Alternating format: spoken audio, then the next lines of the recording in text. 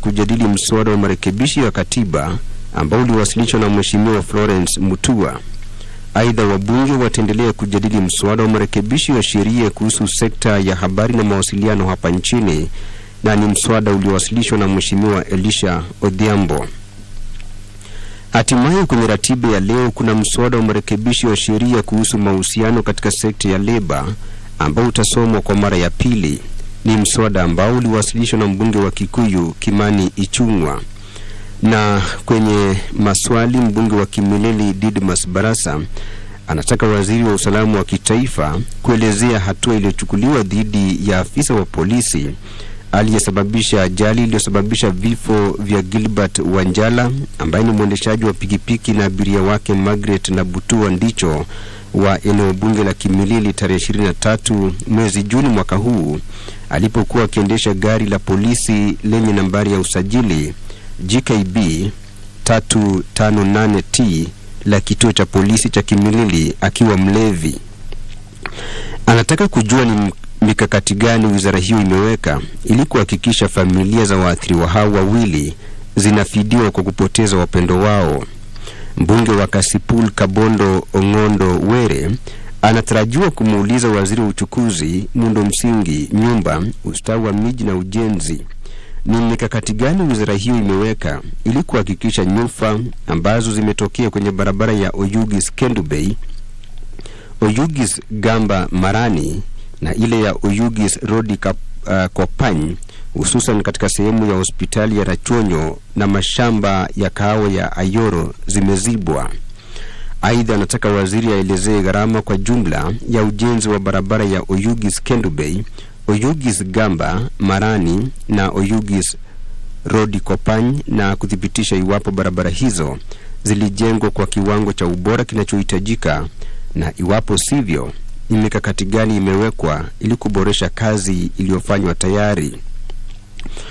Na msikilizaji, ikiwa umefungulia redio yako kwa mara ya kwanza na runinga ya KBC Channel 1, hiki ni kikao cha bunge la taifa cha siku ya Jumatano asubuhi na kinaongozwa na naibu spika Moses Cheboi ambaye pia ni mbunge wa Kuresoi Kaskazini. Kumbuka matangazo haya ya leo yatakujia dimondo wa saa 6:30 saa zetu za kanda ya Afrika Mashariki. Kwenye ratiba ya leo kuna maswali kadhaa ambao wabunge wanatarajiwa kuuliza. Mbunge wa Ganze Mheshimiwa Teddy Ngumbao ana swali kwa waziri wa usalama wa kitaifa na anataka kujua iwapo vituo vya polisi hapa nchini vina korokoro za watu wa kike na wa kiume, na iwapo ni hivyo basi anataka kujua ni vituo vipi hapa nchini ambavyo vina korokoro hizo na viko wapi vituo hivyo. Vile vile msikilizaji, kuna mbunge wa Homa Bay mjini Peter Kaluma ambaye ana swali kwa waziri wa usalama wa kitaifa na anataka waziri aelezee hali iliyosababisha kukamatwa kwa majaji wa mahakama kuu, Jaji Agrey Muchelule na Jaji Said Juma Chitembwe katika mahakama ya Milimani tarehe 22 mwezi Julai mwaka huu. Anataka waziri aelezee ni nani aliyetoa maagizo ya kukamatwa kwa majaji hao. Anataka pia waziri aelezee kuhusu maafisa wa polisi akiwataja majina na vyeo vyao ambao walitekeleza kukamatwa kwa majaji hao.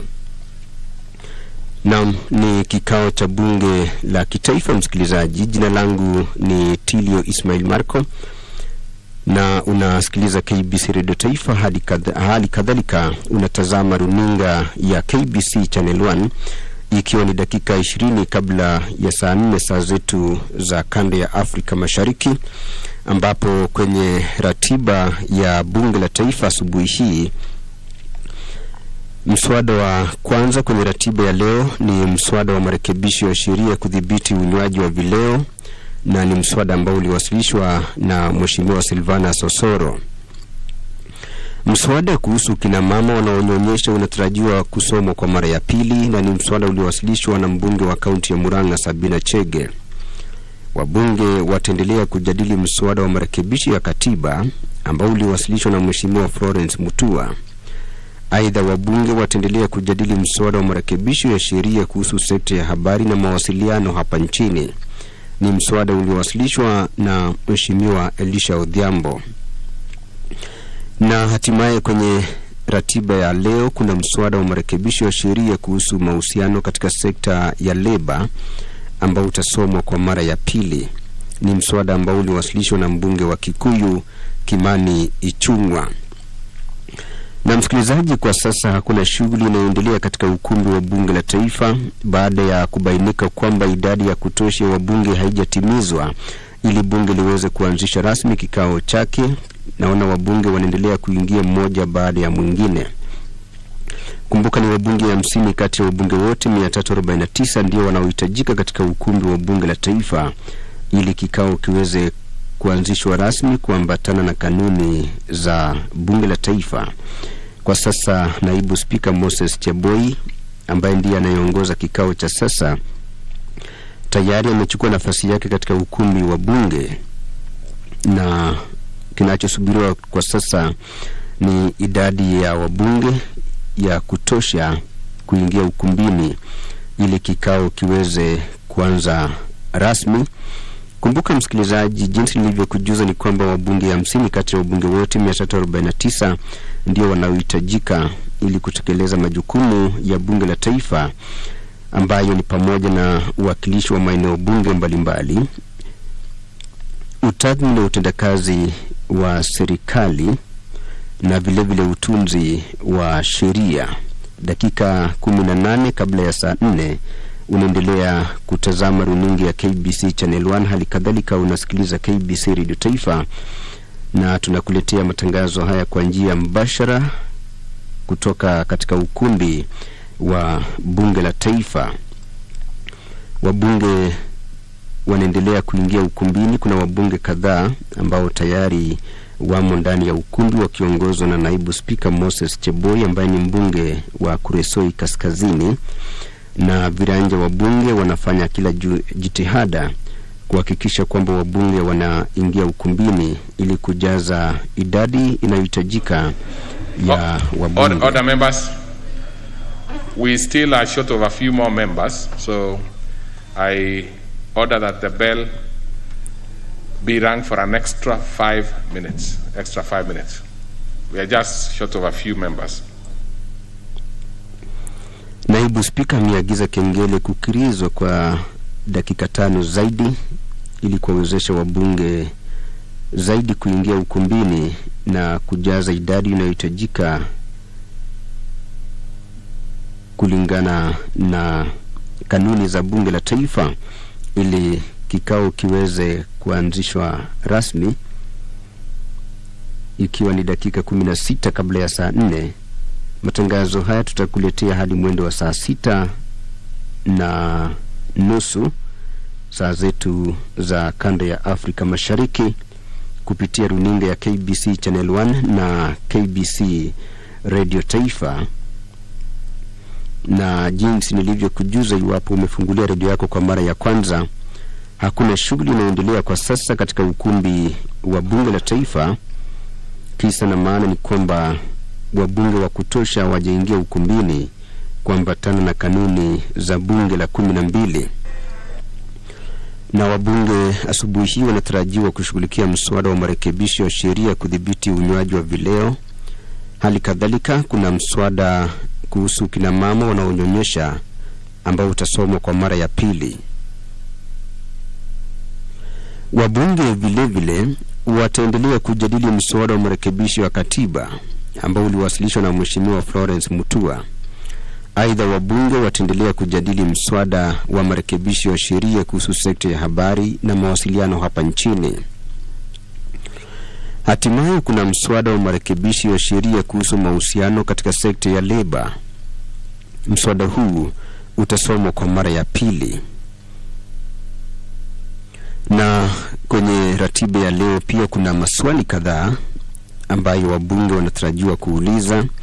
Mbunge wa Kimilili Didmus Barasa anataka waziri wa usalama wa kitaifa kuelezea hatua iliyochukuliwa dhidi ya afisa wa polisi aliyesababisha ajali iliyosababisha vifo vya Gilbert Wanjala ambaye ni mwendeshaji wa pikipiki na abiria wake Margaret na Butua Ndicho wa eneo bunge la Kimilili tarehe 23 mwezi Juni mwaka huu alipokuwa akiendesha gari la polisi lenye nambari ya usajili GKB 358T la kituo cha polisi cha Kimilili akiwa mlevi. Anataka pia kujua ni mikakati gani wizara hiyo imeweka ili kuhakikisha familia za waathiriwa hao wawili zinafidiwa kwa kupoteza wapendo wao. Mbunge wa Kasipul Kabondo Ongondo Were anatarajiwa kumuuliza waziri wa uchukuzi, miundo msingi, nyumba, ustawi wa miji na ujenzi ni mikakati gani wizara hiyo imeweka ili kuhakikisha nyufa ambazo zimetokea kwenye barabara ya Oyugis Kendubei, Oyugis Gamba Marani na ile ya Oyugis Rodi Kopany, hususan katika sehemu ya hospitali ya Rachonyo na mashamba ya kahawa ya Ayoro zimezibwa. Aidha, anataka waziri aelezee gharama kwa jumla ya ujenzi wa barabara ya Oyugis Kendubei, Oyugis Gamba Marani na Oyugis Rodi Kopany na kuthibitisha iwapo barabara hizo zilijengwa kwa kiwango cha ubora kinachohitajika na iwapo sivyo ni mikakati gani imewekwa ili kuboresha kazi iliyofanywa tayari. We need just a few members and confirm those ones who are in the holding areas. Actually, I think we could be headed the right direction now. Naibu Spika amesema kwamba ni wabunge wachache wamesalia kabla ya idadi ya kutosha wabunge kutimizwa. Okay, so then we start business. Na sasa idadi hiyo imetimizwa rasmi na sasa kikao hiki kinaanza rasmi. Hii ni KBC Online. Administration of oath. Order number 2, communication from the chair. Order number 3, messages. Order number 4, petitions. Order number 5, papers. Majority whip. Thank you. Order. No member should. Thank you, Honorable Speaker. Honorable Speaker, the member wanted to show us the yellow, which we have seen. No, the issue is the issue more critically is a member staying between the member speaking and the speaker. The rest I ignore. Thank you, Honorable Speaker. Honorable Speaker, I beg to lay the following papers on the table of the House today, Wednesday, August 4th, 2021, this morning sitting.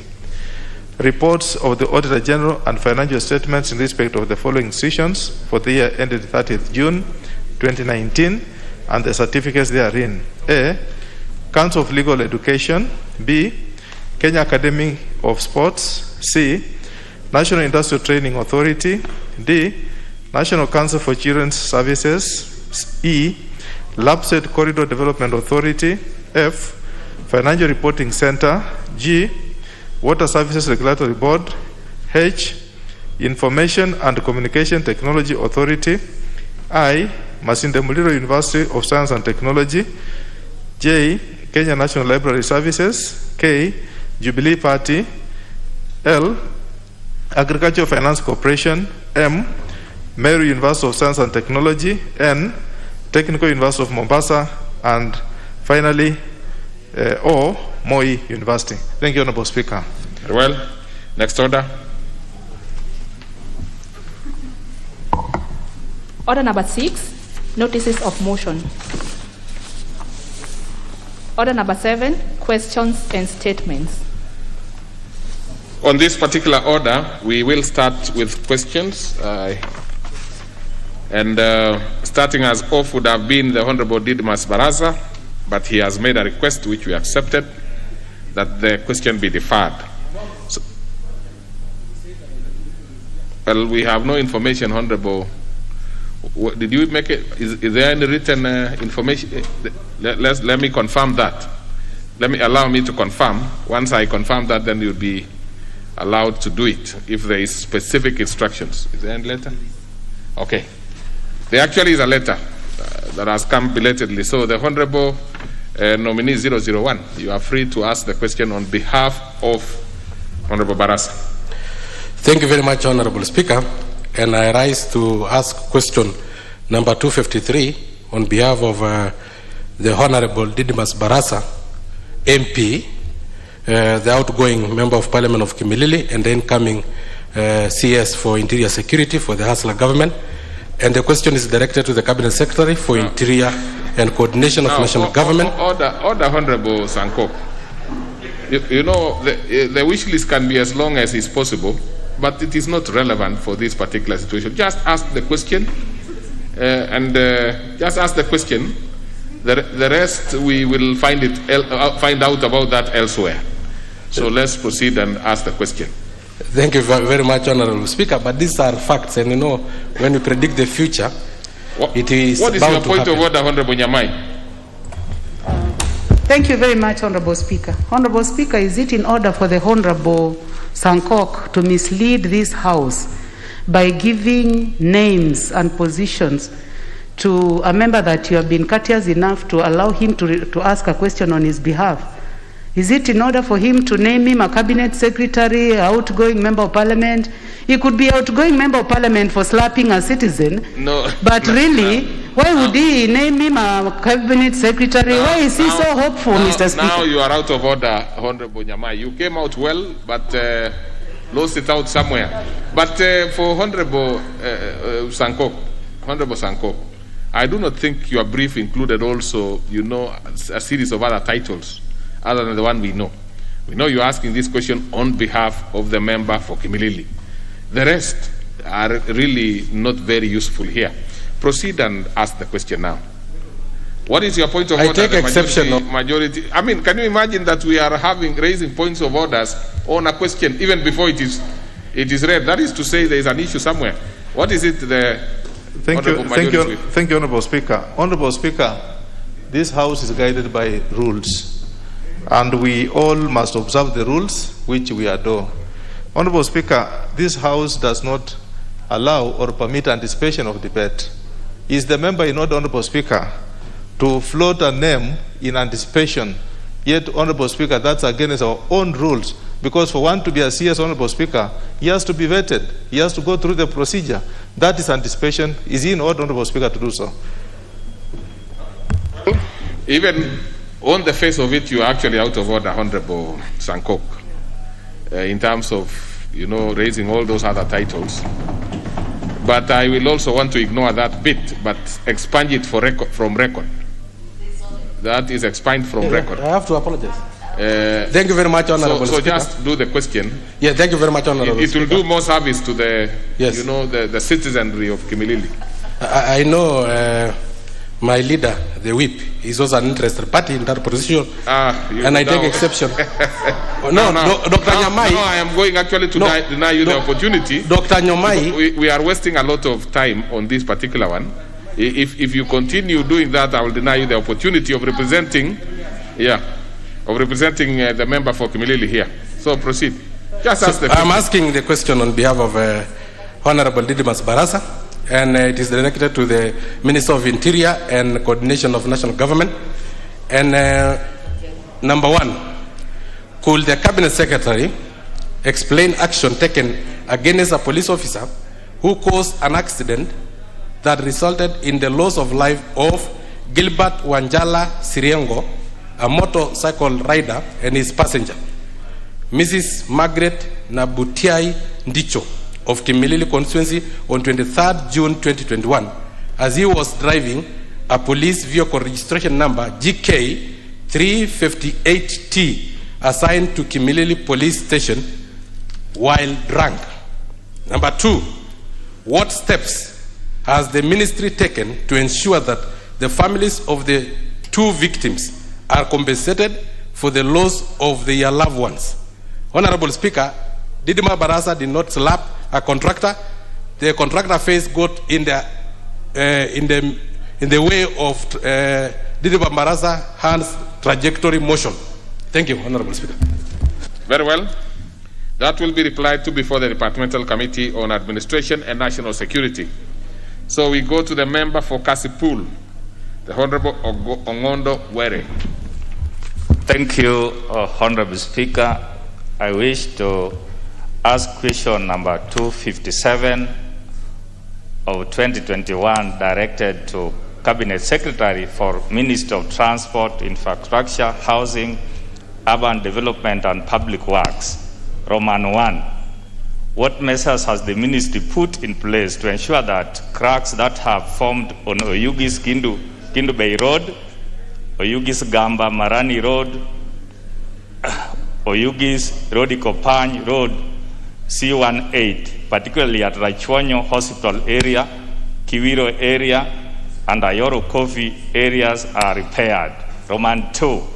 Could the Cabinet Secretary provide the total cost of the construction of Oyugis Kindu Bay Road, Oyugis Gamba Marani, and Oyugis Rodikopany Road, and confirm whether the said roads were constructed to the required standard, and if not, what steps are being taken to remedy the works already done?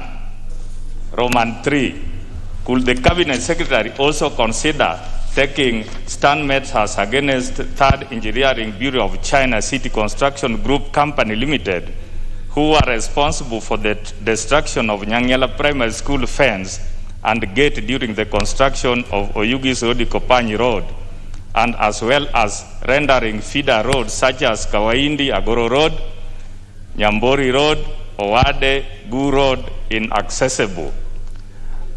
Roman 4. Could the Cabinet Secretary explain why the said contractor failed to tarmac the entry points to institutions along the said roads, including Nyaera, Kutieno, Oyugis Primary School, Nyaera, Kutieno, Agorosare, Kachieng, Nyatindo, Mixed Secondary School, and Sikri Technical Training Institute?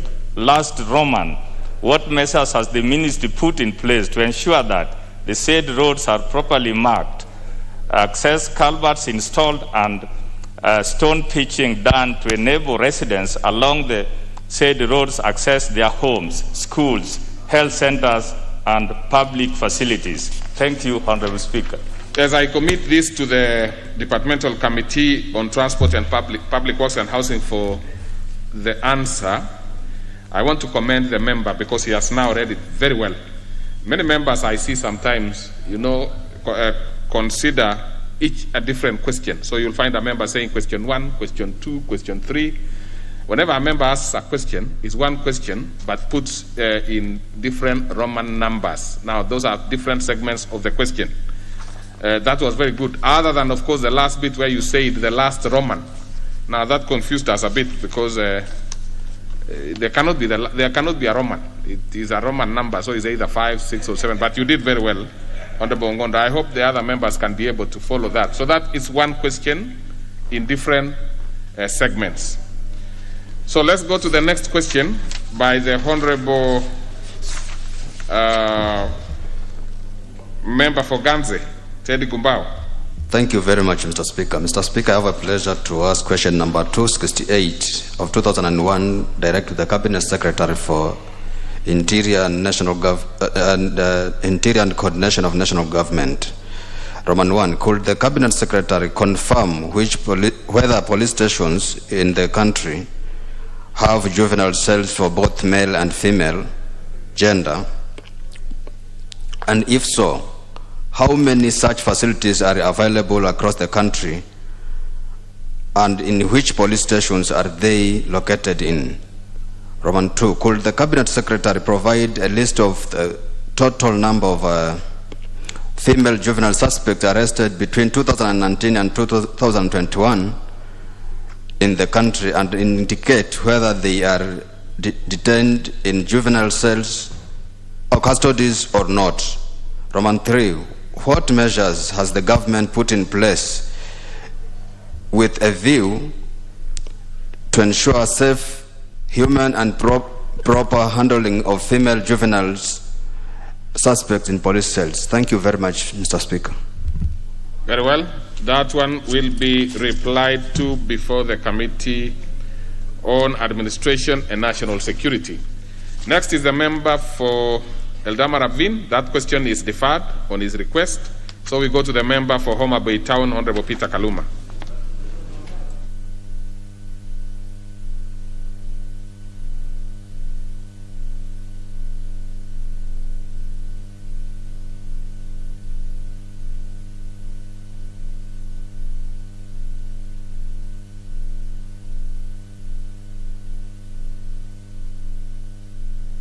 Is the Honorable Kaluma in?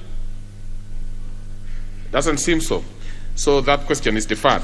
But honorable members, I wanted to notify you that the order paper generally has been improved, so that when you look at the order paper, you'll be able to know what is going to be in that particular, sitting. For example, if you look at the afternoon sitting of today, you will see an appendix which shows the petitions that will be coming, and you also can see the statements that will be requested. This has never been happening. What has always been happening is a question, private members' questions, and ordinary questions. But now the order paper has been improved. So, honorable members, you can take in interest. You'll be able to see in advance what is coming in the afternoon, because you can also access it online. So let's proceed to the next order. Order number 8, the Alcoholic Drinks Control Amendment Bill, National Assembly Bill number 70 of 2019, second reading.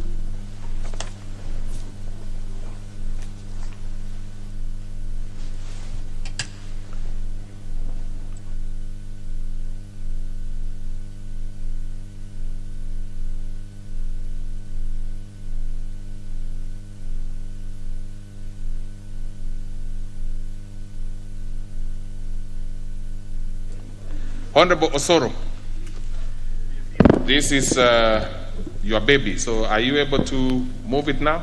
Of course I am. I'm ready. Proceed. Honorable Speaker. Thank you. Proceed. Honorable Speaker, I proposed an amendment to the Alcoholic Drinks Control Bill in regard to Section 45 and Section 68. Now, let me guide you, Honorable Osoro. Move it fast, then you can bring now those the details you are making. Okay. Moving that you want it to be read the second time. Yeah. Okay. Honorable Speaker, I beg to move that this House adopts the amendment bill on the Alcoholic Drinks Control Act. Well, it doesn't still come out well, but you have actually... I have begged to move on. You have moved it, so let's proceed. But the way you would have done it is, of course, to ask the House to have this read for a second time, then you proceed. You have actually done it, but next time should be in a different way. I stand guided. Thank you very much. Mr. Speaker, the intention of this amendment or this bill is to seek a review on the advertisement or the content of the advertisement that is brought forth by the alcoholic companies. You'll notice that in most cases, the companies that run the drinks business in this country have linked alcohol for some reason to, sex. And you'll notice in most cases that during the advertising hours, they bring the content that links a male and a female in very unclear circumstances and display them perhaps, doing some kissing in public or partly half naked during the advertisements and showing it or displaying that it's actually linked directly to sex. What is more absurd is that in most cases, these advertisements are usually brought during the prime time hours when people are sitting in the families. Young families sit in the house at about 7:30 and 8 or thereabout, and you see a content. You find a young father seated in the house, and you see a content on TV of a young lady dancing naked, trying to swing while advertising some alcoholic drink. It's appearing like it's a norm in our country to embrace such that you want to display outright that for you to do advertisement for alcohol, you've got to link it to a certain, kind of content, which, in my view, has a moral discontent to our society currently. And that is why, Honorable Speaker, we seek to amend Section 45 of the Alcoholic Drinks Control, that we advertise the consumption of that drink by promoting the national values, and we allow the Cabinet Secretary to prescribe the hours within which the electronic advertisement of the alcoholic drinks shall be done. Much of the concern is the particular time that has been set so far, or that has been seen in the recent years of the advertisement. It always comes slightly before news, and that is the time that people are in the house with their kids. You find yourself having a challenge to even engage your daughter, who is a teenager, or engaging your son, who is a teenager, while watching TV. It comes slightly before news, or slightly when there is a common, show on TV that every family member, at that particular time is in the house. So we are seeking to allow the Cabinet Secretary to prescribe the time to which that electronic advert should be brought, and then to prescribe the content to be displayed on TV, just to try as much as possible to sanitize the family values. They've also linked these advertisements also to football or to soccer, that at any given time, when they want to advertise alcohol, they link it to football. But even at that point, the display and the photos and the movements of the actors of that advertisement are always dressed in a manner that does not promote family values in the house. Like, it's becoming almost like a norm that at the time you are going to, it's creating some kind of motivation to our young ones when they're going to watch their football matches anywhere. They find themselves dressing like what they see on TV. They then carry themselves, they carry alcohol on the road. They drink themselves silly on the road because they are going to watch football. That is why you see a lot of accidents on the road by teenagers taking alcohol in the car, because they've linked those advertisements have promoted football and the content of football with alcohol. It's like it's bad manners for one not to drink alcohol when watching football. But as I said, the elephant in the room is the point, at the point they choose to advertise their content, which ideally, when they do it recurrently, like every time, they do it today, they do it tomorrow, that growing child develops that mentality. That growing child who becomes a teenager and a young adult finds it like it's always a norm for them to dress indecently and decide, and appear in a way that doesn't promote family values. And this, I even call upon the moral cop, Ezekiel Mutua, to look at even these contents, even as much as we look at, we focus on the artists. This has made most of our young people to link, as I say, to link alcohol to driving, to link alcohol to operating machinery, to link alcohol to sports and other activities in order to be carried out like it's a norm. That is what is happening to our society. They've also linked these alcoholic drinks like it's actually kind of a therapeutical thing. You do it when you're doing something of substance because of these advertisements. And part of the content is also very shocking. They'll make it appear like it's wrong or foolish to refuse to drink alcohol. You listen to some adverts and you'll appear like you're too stupid when you do not take alcohol. This is impacting our young ones the wrong way. We are killing our society by having a drinking nation. We are killing our society by having our young people feel like it's normal to drink. It's something that is so good that it's abnormal when one does not take alcohol. So, Honorable Speaker, I call upon this House to review these advertisements and on electronic media as much as possible, and basically on the timelines that this should be done. We are so concerned on our next generation. It's very wrong nowadays. You find young ones running out of school, skipping days in school just to be somewhere with friends watching football, to drink, because that has been promoted by electronic media.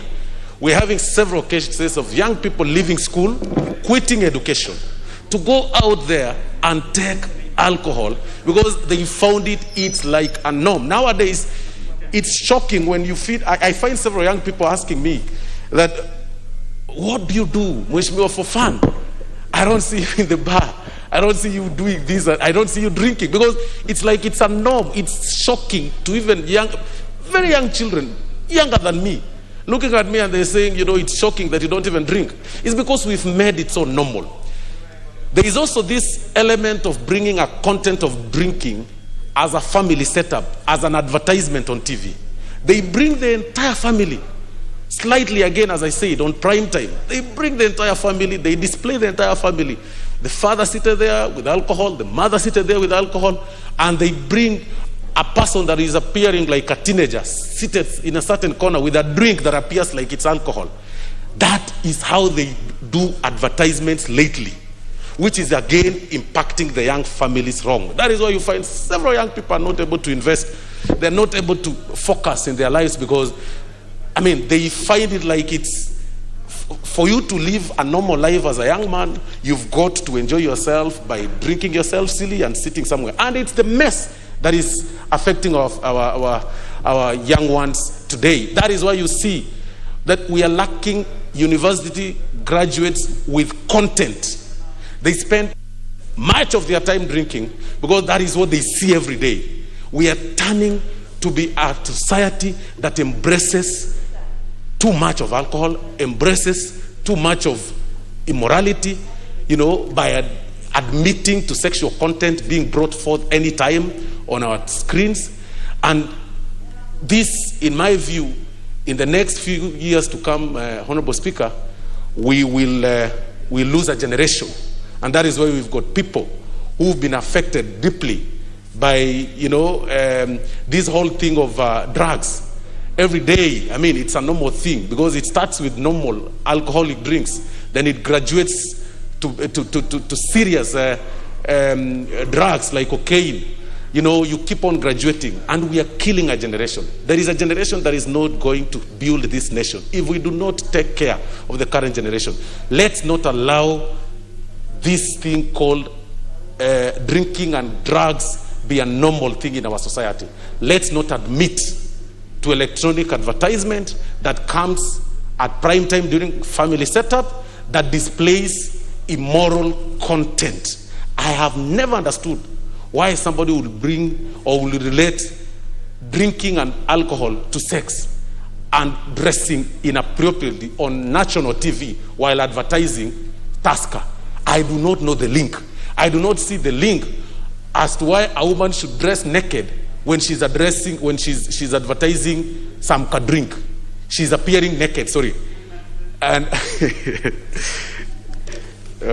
don't know who is getting me off, but I've never understood the link between alcohol and sex. And for that reason, Honorable Speaker, I beg to move this, and I request Honorable Sankok to second. Okay, Honorable Sankok, and stick to the lane. Thank you very much, Honorable Speaker.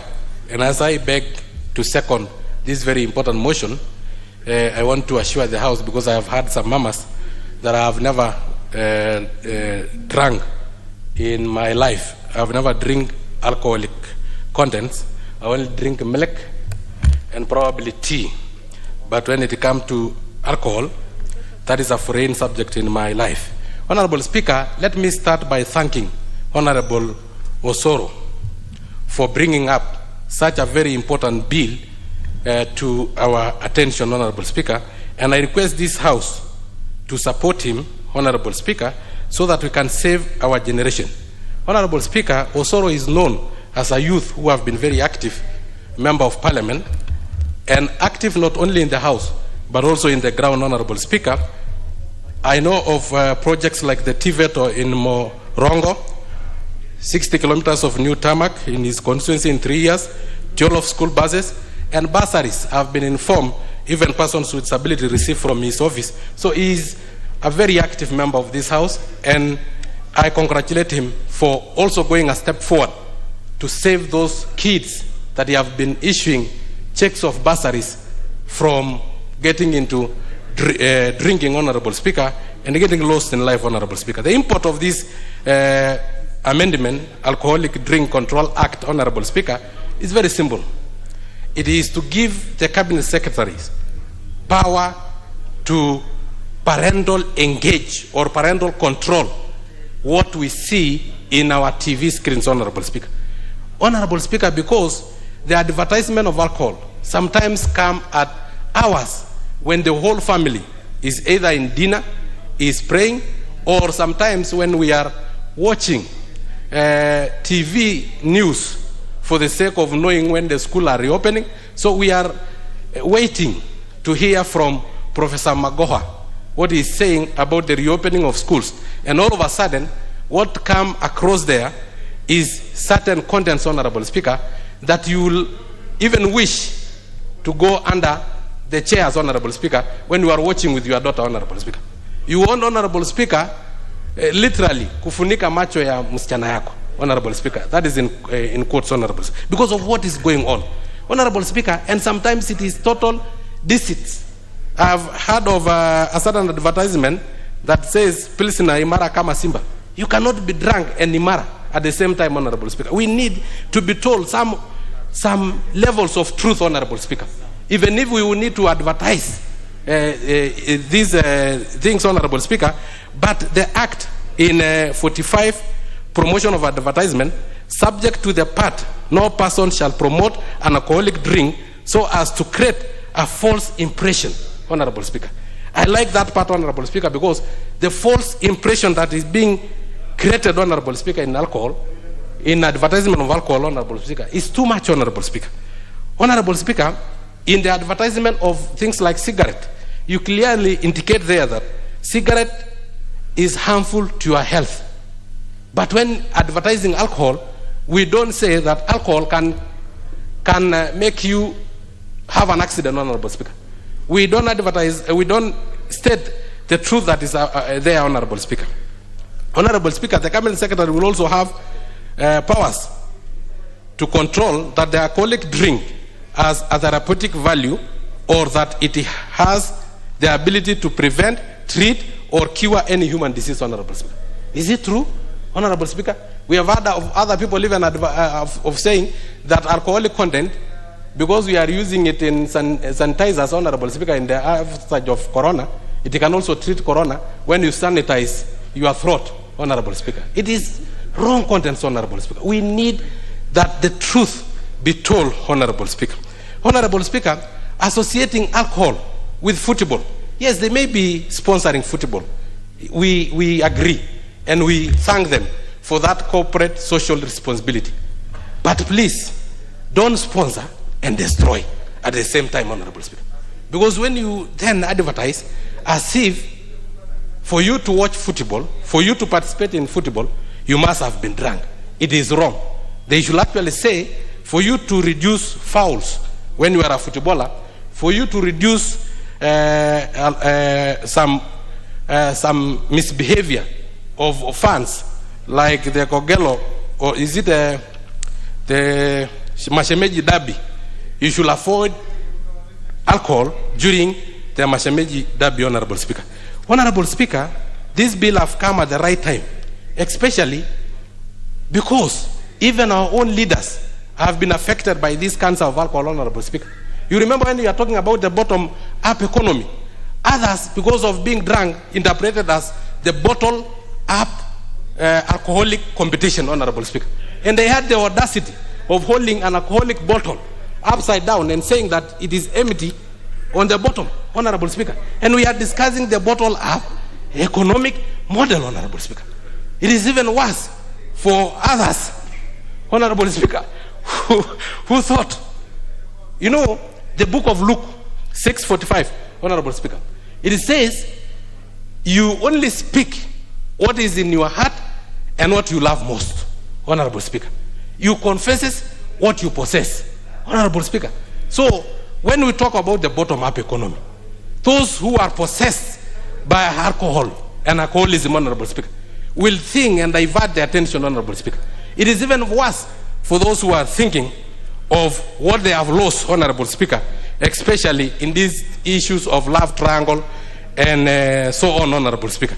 They will say things that we don't want to see even and to hear in our TV station, Honorable Speaker. Honorable Speaker, because you only speak what is in your heart and what you love most, Honorable Speaker. Honorable Speaker, so this act will cure this issue of morality, Honorable Speaker, because where is our morals, Honorable Speaker? Where is our morals? How do we, and we know genuinely, teaching from the Bible, we know even from our tradition, that alcohol consumption is not only harmful for your health, but it is totally banned for children under 18 years. And you are advertising the same alcohol during news. Do you want to say that now we will remove our TVs from our sitting rooms? Do you mean that we will remove our TVs from our schools' dining halls, Honorable Speaker? Because they are there. We want that the advertisement of such alcoholic drinks shall be done at that time that may be described by the Cabinet Secretary when our children are either asleep or when our children are in classes, Honorable Speaker. Honorable Speaker, this bill is not aimed at any way to try and kill our alcoholic industry, Honorable Speaker. We know very well that they have employed a lot of people, Honorable Speaker. Some of these large alcoholic companies like Kenya Breweries pay a lot of taxes, Honorable Speaker. Honorable Speaker, we need as a country, as a third world country, we need also those investors. But we are telling them, thank you very much for paying taxes. Thank you very much for corporate social responsibility. Thank you very much for employing our youth.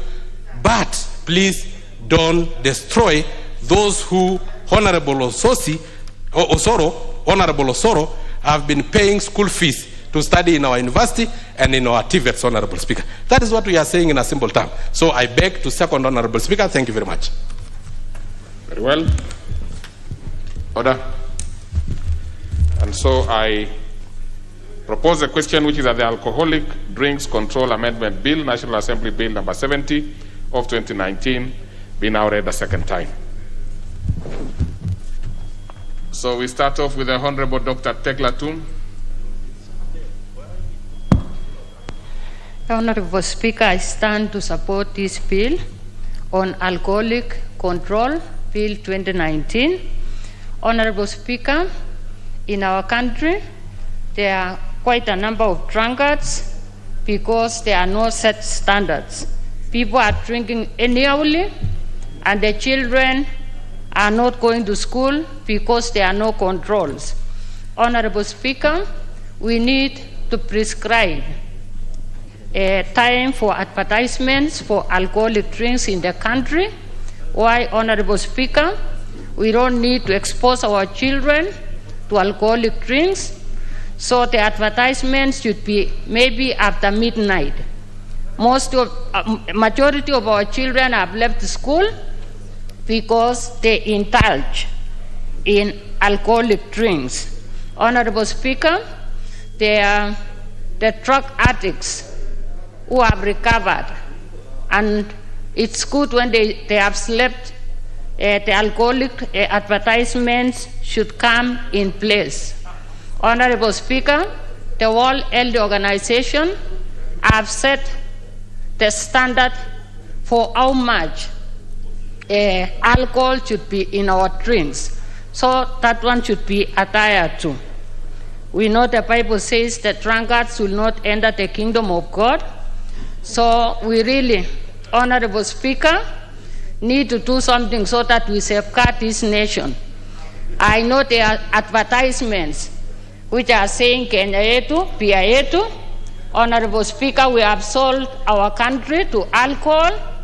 That's why we see when there are people who are friends, the one who is not taking alcohol, and they continue meeting maybe 2 times, 3 times, that person will be invited to drink alcohols.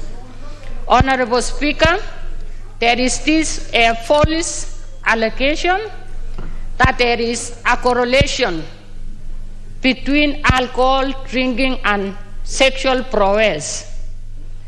Honorable Speaker, this is misleading, and quite a number of men in our nation right now, the young, they are taking alcohol and they come home when they are drunk, they cannot function, and their wives, Honorable Speaker, are crying and they are demonstrating because they are men, are no longer men.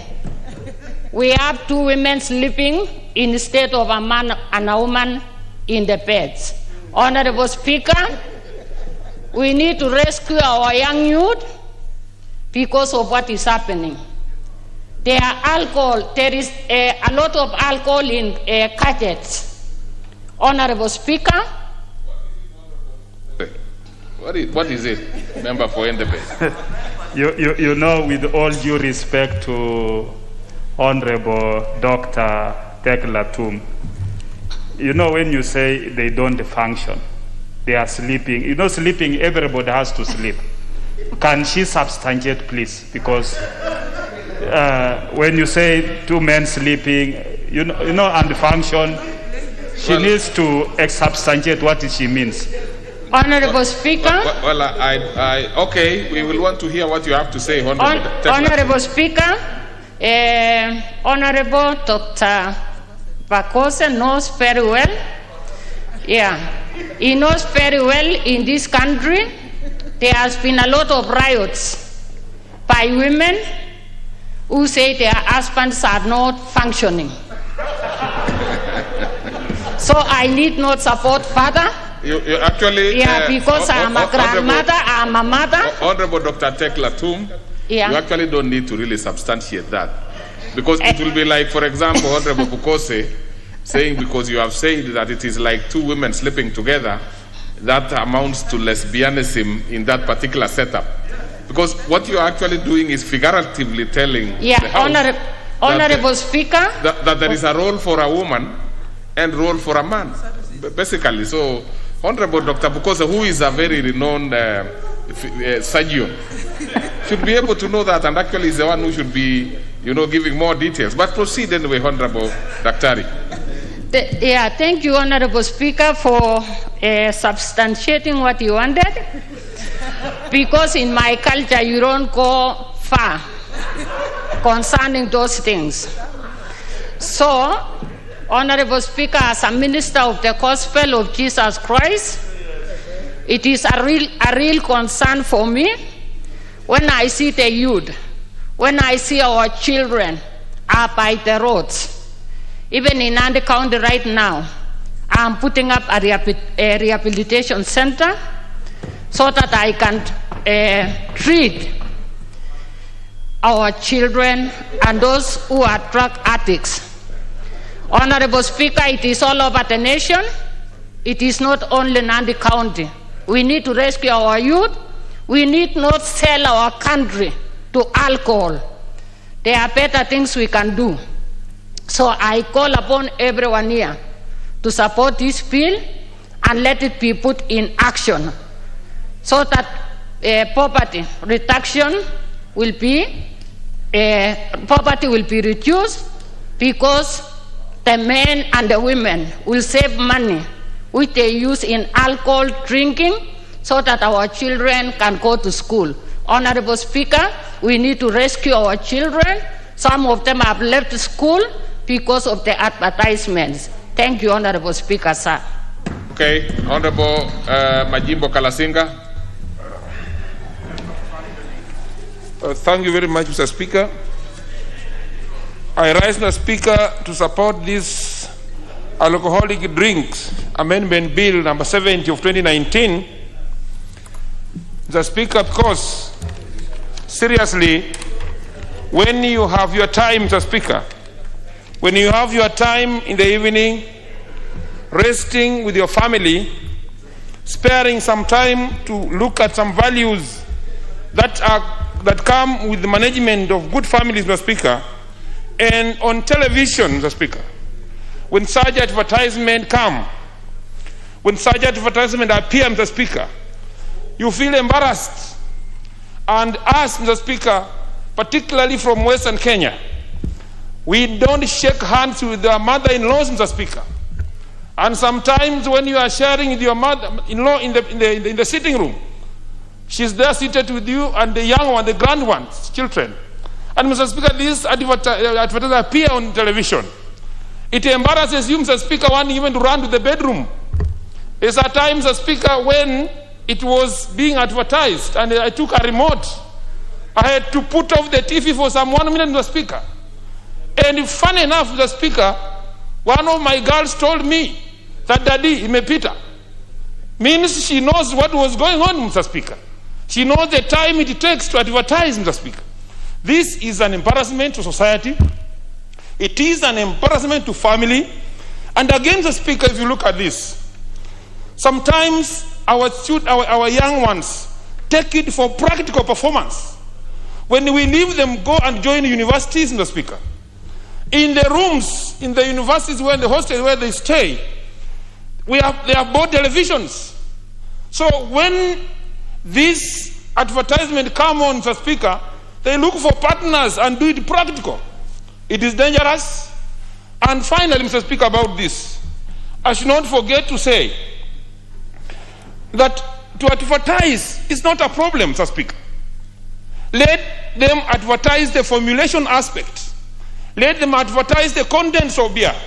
Let them say we have 10% alcohol, 5% fops, 1% water, and whatever the content and the formulation aspect of it, but not how to use our young girls and the young boys, Mr. Speaker, to bring out these kind of things. So I support this bill so well. And Mr. Speaker, I also want to add something on what Honorable Tekla just said. Mr. Speaker, when you advertise these things and it's consumed in high volumes, a lot of volumes, Mr. Speaker, some of these young ones, she's right, Mr. Speaker. The functional aspect she was explaining, Mr. Speaker, she was talking as a mother. But the functional aspect, Mr. Speaker, come down. A man's performance come down with the increase in consumption of beer, Mr. Speaker. So much at a time, too much at times, Mr. Speaker, and too much consumption of this beer leaves women complaining.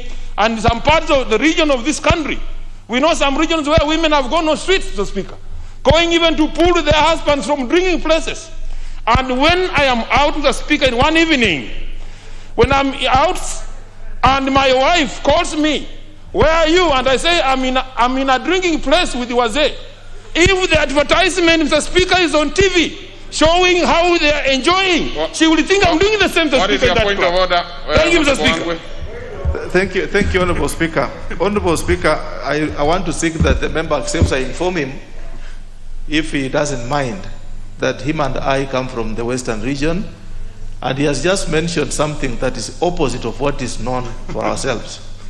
That consumption of alcohol reduces how a man behaves in bed. Honourable Speaker, from where him and I come from, we believe in a very good busa. And that busa drink, Honourable Speaker, if I'm right, it promotes us. It keeps us very strong. So I don't know why he's... Mr. Speaker. Yes. Mr. Speaker, I don't know if Honorable Wangu is right. Televisions don't advertise Pusa, Mr. Speaker. If Pusa is advertised on television, Mr. Speaker, I'll wish to know which television is that one, Mr. Speaker. It doesn't, Mr. Speaker. The advertisement on TV, Mr. Speaker, is about industrial beer, Mr. Speaker. We are talking of dry gins, we are talking of ales and lagers, Mr. Speaker. So, Mr. Honorable Emmanuel Wangu, could you substantiate what you mean that the Pusa is advertised on television? Thank you, Mr. Speaker. Okay. What is your point of order, Honorable Ngusi? I see you have an issue. Your gadget doesn't seem to be working because I'm trying to. I don't know which one is closer to you. This one. I'm not able to. Which one is that? Use this one now. Oh, yeah. Yeah. Thank you, Mr. Speaker. Mr. Speaker, I just want to give honorable member an information, Mr. Speaker. No, if did you rise on a point of order? I rose on point of information. Because if Mr. that is the Speaker. case, then we should have to ask the honorable member if he requires any information, even after he has sat down. Do you require any? I don't require, Mr. Speaker. Then you Can I finish my 1 minute, Mr. Speaker? Yes, you. Well, he has said he does not want any information whatsoever. Mr. Speaker, I don't want that information because it might eat into my 1 minute, Mr. Speaker. Yes. Okay, wind down. Mr. Speaker, when we are talking of this bill, Mr. Speaker, it will bring sanity, it will bring good order, and sometimes, Mr. Speaker, as you want to just put up here, when you associate good things like football, when you associate good things like athletics, Mr. Speaker, with this kind of drinking, Mr. Speaker, it percolates into even that if you drink heavily is when you become a good footballer. So, Mr. Speaker, I support the bill and I will support fully, Mr. Speaker. Thank you, Mr. Speaker. Honorable Njiro Moshangi. What is another point? Other members? I can see quite a number of members who want to raise issues. Thank you. Thank you, Mr. Speaker, for the opportunity to make my contributions. And from the onset, I want to state that I support this bill by the Honorable Osoro. And Mr. Speaker, I must say that every nation that aspires to grow and to develop, it must be concerned with the welfare of our young people. When our young people are sober, they are productive. When they are not sober, they are not. And on this particular of advertising, Mr. Speaker, I must say that there is a lot of power in advertising. And our young people, particularly children, are very curious on whatever happens on our screens. And thereafter, they will always want to go and try out things as per what they saw. In my constituency, Mr. Speaker, a case was reported of a young boy, a standard 2 boy, who reported to school drunk. And I imagine that these are some of the things that are being brought about by this negative advertising. So, Mr. Speaker, I support the idea of having decent advertising so that we are not seen to be promoting alcoholism. And Mr. Speaker, I must say that I was in Kiambaa during the recent by-election, and I saw something very worrying. A very big population of young people, very drunk, both men and women. And even though the elections were done and we got the winner, I must say that this government must be very concerned on this issue of alcoholism. And as we support this bill of ensuring that we have decent advertising, government must be keen to ensure that the laws that we have passed here in this house are adhered to, are followed. Like this issue of having bars near institutions, because you find that we have bars mushrooming and located in areas near institutions, which is working very negatively for our people. For instance, in my constituency, we have more bars than schools and churches put together. Every shop that is put up somewhere, you find there is a small bar that is operating. And this is working negatively for our young people, and this is not the way to ensure that our young people are productive and are working for this nation. So with those comments, Mr. Speaker, I support. Honorable Dr. Makali Mulu. Yeah, thank you, Honorable Speaker, for giving me this opportunity also to add my voice into this important discourse. Honorable Speaker, let me start by thanking the Honorable Member for bringing this amendment to the Alcoholic Drinks Control Act. And Honorable Speaker, before I make my comment specific to this bill, I think it's important to put things into context, Honorable Speaker. Honorable Speaker, the objective of any firm and advertising is to make sure that they increase their numbers in terms of consumption for whatever product they are producing, Honorable Speaker. And on that basis, then they go that extra mile to spend a lot of resources in an advertisement. And Honorable Speaker, that's the reason why you see these adverts come during prime time, because that's the time when they pay more for the advert. And that's why you see even the TV stations, Honorable Speaker, the electronic media, to some extent, is not able to resist some of these offers because they make good money out of it. The other thing, Honorable Speaker, where I come from, in the southern eastern part of this country, we believe that if you want to kill a cat, Honorable Speaker, you don't throw ugali to a cat, you throw meat. So the reason why you see some of these adverts capturing some of the images you see is because they know what us Kenyans like. They know we are serious followers of football. They know we like things to do with that, those other areas of pornography and all that. And that's why you see they tie the adverts to these areas, Honorable Speaker. So even as we say we need to control the timing, it's important to appreciate some of these facts, Honorable Speaker. And Honorable Speaker, even as I support this amendment, to me, Honorable Speaker, I think we are addressing not the root cause of why our people are drinking, but more only the end part of it. Actually, Honorable Speaker, I don't think some of the people we see in the streets when we go to our rural areas, they are drinking that much because they have been told through an advertisement that you drink, or they have seen somebody advertising, because some of them have no access to television. Some of them don't even have time to listen to the radio because they drink from morning to 5 and night. But to me, I think we have much more problem in terms of people drinking in this country. And that's why I wish that even as we debate this bill, that we could have a more comprehensive bill addressing the root cause of this serious drinking in this country. Honorable Speaker, at times when we interact with this, because these are our voters, Honorable Speaker, I'm sure you interact with them. Some of them will tell you that when they go home in the evening and they left in the morning and they have nothing in their hands to take to the family, the wife will ask them, or the family will ask, where is food for today? And then they have no answer.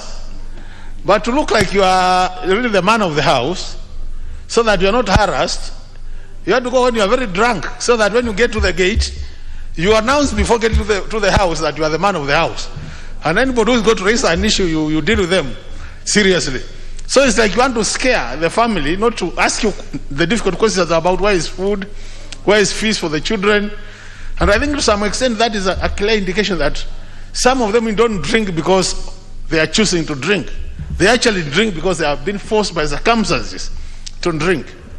The other thing, Honorable Speaker, is the issue of our spiritual status. You know, we all go to church. I think if you get the grounding properly through the church, then Kenyans will not just go out there and drink because they have seen an advert on the TV. They go and drink because they have chosen to drink. And those who are really morally straight, as Dr. Tekla was saying, that those who really believe in Jesus Christ, even if you watched 1,000 adverts, Honorable Speaker, I don't think you go drinking because you have seen an advert. So to me, I think even as we control the timing for the adverts, and I totally agree, it has to be hours, those hours where we say, oh, children must be asleep, anybody below 18, so that in case of influencing, they are not influenced by the adverts. But even as we do that, I think there's much more which needs to be done to control the problem of drinking in this country. Honorable Speaker, I do sit in the Committee of Administration and National Security. And actually we have a much more comprehensive bill. There was also another request where people are proposing, Honorable Speaker, we control the package. Because you know what is happening, Honorable Speaker, is as you go around, and this is very interesting. I've gone at times to commission projects, and you see the women are seated this side, and the men are seated this side, and by the time you're starting the meeting, everybody is sober. But 1 hour after, you see the men are all drunk, and you ask yourself, you are just in a meeting, public meeting. What they have done, they have already carried the sachets in their pockets. So as you undress them, they remove one, they sip, and then go back to the pocket again. After 20 minutes, another one, they sip. So after 1 hour, Honorable Speaker, you find you are addressing all the men in that meeting are drunkards, or majority of them. So I think to me there are quite a number of issues we need to look at as the House, so that we help our people to be more productive and avoid this situation where they drink from morning to evening. And actually one of the things is, if we had job opportunities where they can work, if we had situations, Honorable Speaker, where they are sure when they leave the house in the morning, they come in the evening with some income. Honorable Speaker, if we also did the religious people who did their work, and we also grounded our people strongly, morally, they are properly grounded, so that we know drinking is good, but is bad, only becomes good if you do it in the evening after work, and not from 8 to evening. So to me, these are the issues we should be discussing. But even as I support this bill, because I'm supporting it, I think I would think we will go to third reading of this bill, where we can make amendments.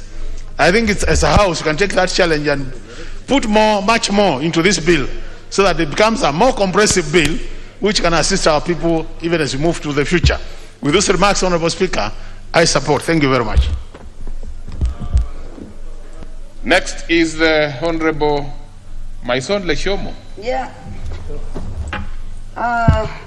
Asante sana Mheshimiwa Spika kunipatia nafasi hii ni unge mkono hii taarifa. Mheshimiwa Spika, kile wenzangu wameendelea kuongea, hii mambo ya pombe hakika ni kitu imeharibu watoto kwa Kenya mzima, sio pahali moja, Mr. Speaker. Mr. Speaker, na ingekuwa muhimu pia kulingana na hii taarifa iangaliwe mambo samaba. Basi nafunguliwa, Mr. Speaker, Kenya mzima hakuna pahali unapita bila baa.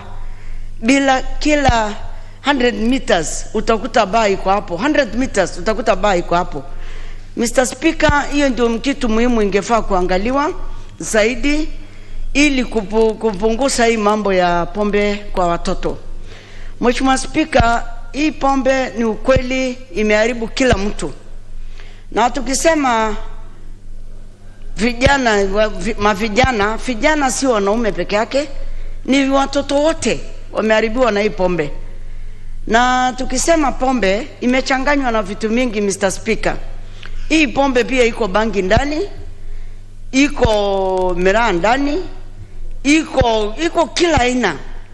Kwa hivyo Mr. Speaker, tingesukumzia kusema kuunga mkono hii taarifa, ingekuwa muhimu zaidi kuangalia mambo mambo ya mabasi kupewa leseni. Hii leseni inapeanwa kila mtu. Hakuna biashara sasa inafanywa Kenya mzima isipokuwa ni baa. Na hii pombe pia iko aina mingi. Mr. Speaker, hii pombe pia iko aina mingi. Pombe hii kuna zingine hata ina majina mengi sana. Na kuna zingine nasikia hata ukikunywa unalala tu hapo kwa baranda. Sio kama ile bia nasemekana, angali sisi wengine hatujaonja hii kitu, lakini kuna zingine mbaya zaidi. Bile mwenzangu alisema kweli, kuna zingine sorry kusema hivyo, kumaliza watoto ni ukweli. Kwa sababu unakuta kijana ameoa juzi, anakaa miaka 2-3 hajapata mtoto, unashindwa kwani kijana yuko namna gani? Kwa hivyo lazima kuna shida ya pombe kadhaa. Iko shida ya pombe kadhaa, ingeangaliwa zaidi, zile pombe zinaharibu watoto pia. Ukiangalia Mr. Speaker, saa hii pengine tunaelekea mambo ya siasa. Pia utakuta wanasiasa tukiwa sisi wengine. Wanasiasa pia wanatumia hizo pombe kupatia vijana. Kwa hivyo inafaa iangaliwe kila mtu, kila pahali. Kama unaenda kutribute pombe kupatia watoto, hata wewe mwenyewe unachangia watoto kufa, unachangia watoto waharibike, kwa sababu pombe imekuwa kama kitu kingine, na sana sana inatumika kwa vijana. Mr. Speaker, hii mambo ya pombe inafaa iangaliwe zaidi. Mambo ya hii pombe itafanywa nini? Kwa sababu ikiendelea hivi hii harika kidogo inakuja, itakuwa shida katika Kenya mzima, kwa sababu hii pombe imekuwa matata kabisa katika Kenya. Mr. Speaker, na ningependa pia kusema kwa mambo ya mashule. Shule zetu zote azo kwanza secondary schools, utakuja kukuta hata watoto wenyewe wako na soko ndani ya mashule, na soko hizo zinatokana na zile ile maaskari inakuwa kwa mlango. Maaskari wanakuwa kwa mlango, shule pia pensi inararuliwa na inapitishwa pombe. Kwa hivyo Mheshimiwa Speaker, ingekuwa muhimu kuonekana ukweli hata hii masaa ya kufungua baa. Bile ilifungwa hii mambo ya corona, baa ilikuwa imefungwa, hii lockdown ya masaa 4 ya saa 4 kufunga kila pahali, basi inaendelea. Sasa hata lockdown hii imewekwa na rais, baa bado zinaendelea, kwa sababu utakuta baa zimefungwa lakini watu wako ndani. Sasa unashindwa, watu wako ndani watatokea baadaye bande gani? Watatoka tena nje, wanajua bila wanatoka. Kwa hivyo inafaa uhimu zaidi iangaliwe, kwa sababu hata bengine hii mambo ya kukunywa si ajabu hata ndio nasidisha hata hii corona, kwa sababu kama watu wanajifungia ndani, saa ile lockdown imefungwa, wanajua masaa alafu inafungwa ndani, ndio watu waendelee kukunywa. Na watu wakikunywa wakai hata mbali na mwingine, wanakaa kwa mesa moja. Kwa hivyo hii pia inachangia pia hii mambo ya corona iwe inasidi, kwa sababu ya watu kukaa pamoja, na huwezi jua nani ako nayo nani hana. Kwa hivyo hii mambo ya pombe inafaa iangaliwe zaidi. Mimi ningesema hata hii pombe pia inachangia pia hii mambo ya corona kwa watu kukaa pamoja. Asante Mheshimiwa Speaker kunipatia nafasi hii nichangie. Very well. Honorable Nguna Ngosia. Honorable Mboko Milemba. Thank you, Honorable Speaker, for this chance, and thank the Honorable Member for having brought this particular matter before Parliament on the advertisement of alcohol and other related products during prime time and even other times. Before I make just one comment about over this particular bill, I would wish to say that there is a great importance of balance between how we also control certain products within the market and how those products affect the economy of the country. And I'm sure later on when you speak to other stakeholders in this sector, they'll also be speaking about the tax that certain products do generate within society vis-a-vis, of course, the social aspect and cultural effects that they have to the communities and the people as a whole. Again, when advertising from an economic point of view, people want to pay more in order to advertise and reach as many people as possible. And therefore, that's why possibly some of the products, including alcohol, maybe cigarettes and other related products that some have been banned, some are yet to be banned, or certain regulations have been put on them, Honorable Speaker, would want also to be advertised during the prime time. But again, there's the aspect of what I heard the mover talk about for quite a long time, which was he wonders what relationship is there between alcohol or a certain product and a half-dressed person. In this case, he mentioned a lady or a woman, and so on and so forth. Honorable Speaker, in the world of economics and advertisement, there are all sorts of forms of advertisement. One other aspect that has been taken by people who advertise their products is what is called branding, Honorable Speaker. In branding, Honorable Speaker, you attach a product to something that is good, so that you pretend that if you do that thing, then you will be as good as people who are living a normal life. For instance, in the 1979 coming to 80, when SM was being advertised, you would see a good family, a lady and a man, and one of them was smoking SM cigarette, and then they would look, they are very happy. So the idea in advertisement is that if you smoke SM, you will then be as happy as that particular family. But let me come closer. In the recent times, you will see Tuzo milk, but then there's a family with a child, a man, and a woman, and they look very happy, and it's like, if you just take Tuzo, my friend, you will be happy. But the worst example then would be for the alcoholic drink, where you are given an impression that if you try Guinness, then you'll beat everybody around you. This is called branding, Honorable Speaker, and is used a lot in advertisement of products of this nature. Alcohol, cigarettes, and other such like products which have been either halfway banned or about to be banned, or they have certain legislations on them which are stringent, tend to go for what we call surrogate advertisements. And in these surrogate advertisements, there's a lot of disguise, whereby these products are disguised, and that's why, Honorable Speaker, maybe the mover, could understand that a nice-looking lady, a pretty lady, maybe a Miss World, will be associated with Buick as a motor vehicle that is being sold around the world. That's what we call disguised advertisement, branding. Wow. It's okay, Honorable Speaker. But, so therefore, I would wish to say that... Honorable Mukamulemba, do you require any information? I don't think so. You can see I'm so, okay. Absolutely, proceed. Thank you. So, as we talk about this advertisement of alcohol, I would wish that as we shall be dealing with this law, we actually then isolate what is bad for the society from this type of advertisement vis-a-vis the economy and other aspects that are required. Honorable Speaker, I want to say that part of the issues affecting the society, of course, is alcohol, and thoroughly so. But the majority, Honorable Speaker, of the alcohol that affects the society, I come from Umuhaya, and most of the alcohol affecting my area is the one coming from Uganda. They are sachets. And they are small in different names, like the immediate former Speaker said. And this alcohol is not even advertised anywhere. It is what you could call in our local mother tongue, changa. Changa does not need any advertisement. But it's the one that is killing the society, Honorable Speaker. Everywhere, like in my own constituency. And I'm so sure in many other places, including the sachets, which are not even on TV.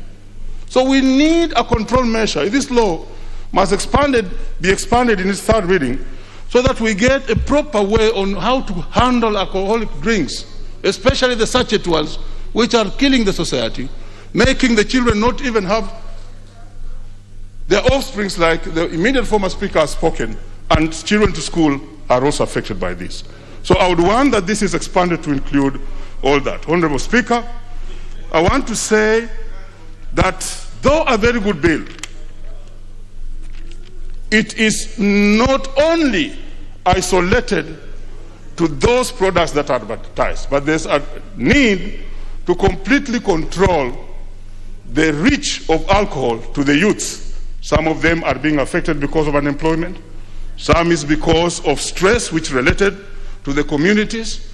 Some is related to poverty that is within our society. And some is related to idleness, which is again as a result of unemployment. Honorable Speaker, I would be very keen in the third reading so that we sit with the mover of the motion and also make such amendments that will actually make the bill stronger. I support. Thank you. Honorable Tanui Bomet Central.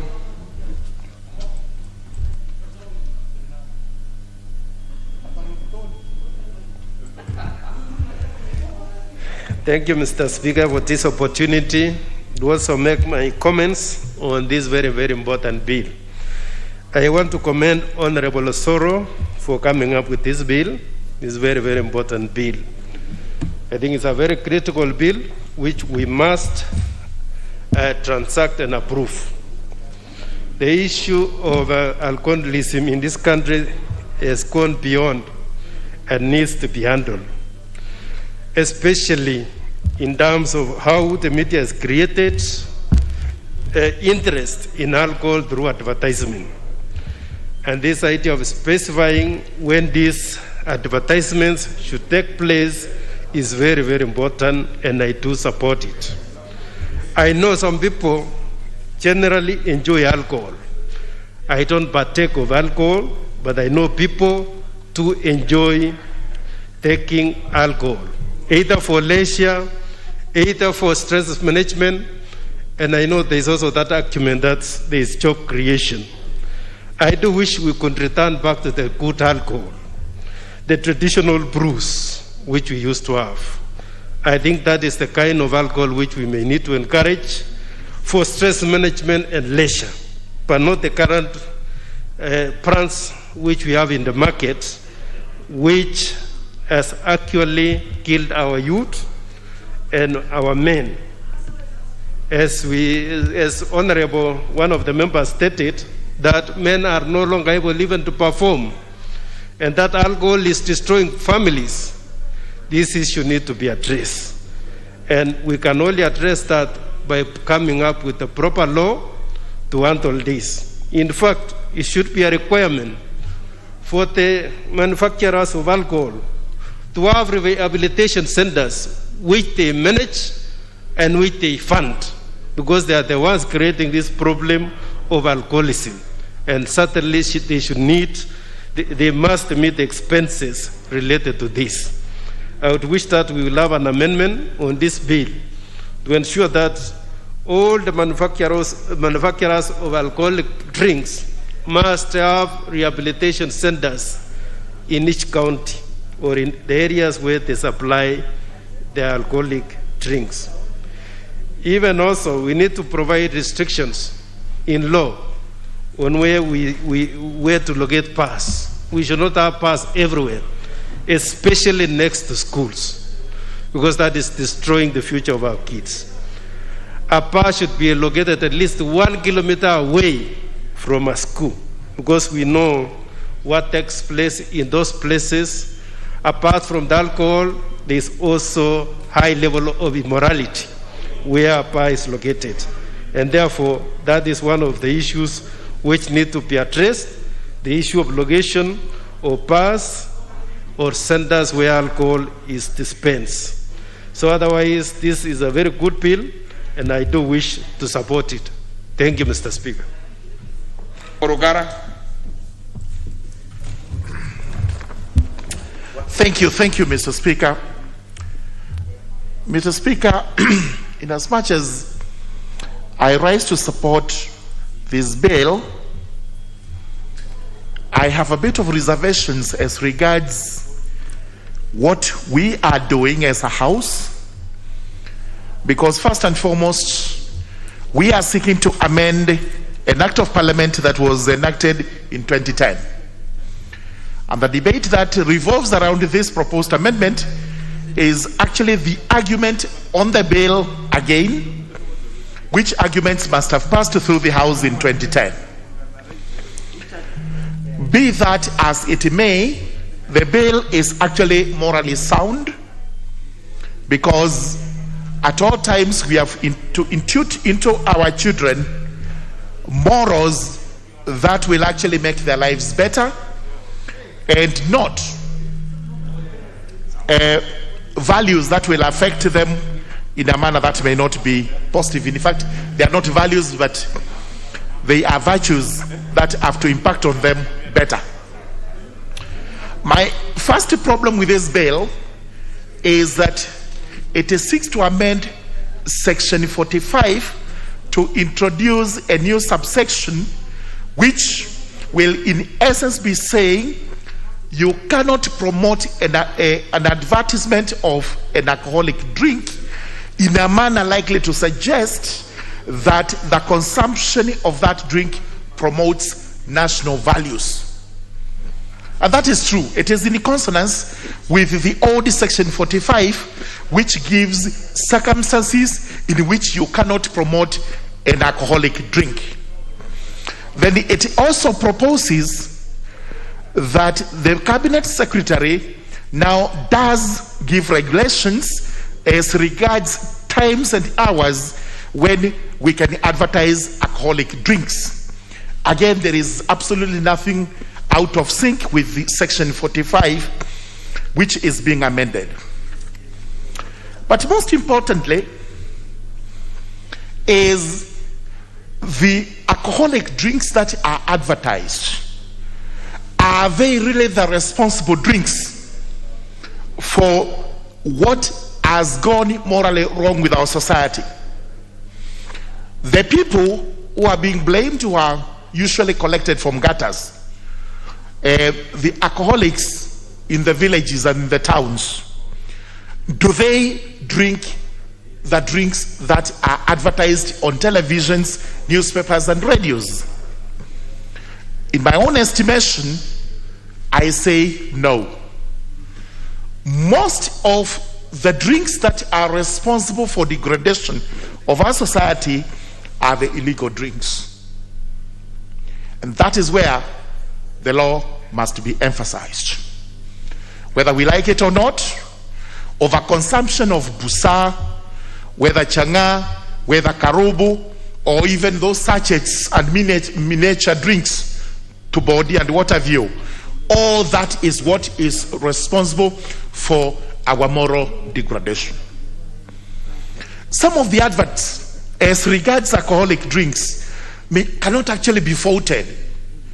And I remember for a long time, Tusker would advertise itself, it's always a drink after work. And in a cursory manner, we changed that to mean it is a drink instead of working. Tusker baada ya kazi na Tusker badala ya kazi. All that may be so. Because adverts are actually, most of the adverts are bluffs. They are mere bluffs. They are purely meant to give you an impression that this is what happens, when in actual fact they do not mean that intention, or they do not meet what they say. Mere bluffs. But however, it is important that we do control what we advertise. It is important we also not be oblivious of the fact that we have families and family values to safeguard. But as we say so, we must also know that those who advertise in our media are actually the highest taxpayers. So whatever it is you say, including if you don't drink, you will save some money to take your children to school. You must also say in the converse that we will collect less taxes, and that has its own consequences. So we must do this. What I would actually advocate for is an audit as regards the entire Alcoholic Drinks Control Act, and especially Section 45. Since 2010, we have had Section 45 in place. It tells you you cannot advertise so as to create a false impression that there is a link between the consumption of that drink and the social or sexual success. And that's what we've been saying here. Since 2010, then you cannot advertise in the various manners that are set out in that section. But most important is the offense under subsection 2, that you are liable to a fine not exceeding 500,000 or to imprisonment for a term not exceeding 3 years or to both. Audit of this law. Has anyone been taken to court for advertising in a manner that is offensive to Section 45? And to the best of my recollection, even from my practice, nobody has been taken to court because of this. Which means we may be piling what we call dead letter laws. laws which are there in the statute books, but laws which are not enforced by anybody. So the Honorable Osoro will have to consider whether this is what we are doing or not doing. Let's carry out an audit of Section 45, look at the various adverts that are placed in the media as regards alcoholic drinks, and confirm whether we are in breach of Section 45, and whether, if so, there is any action to be taken so as to safeguard the moral purpose of that particular law. Otherwise, while we must condemn excessive drinking of alcohol, we must condemn any other thing we do which is not in consonance with our own morals.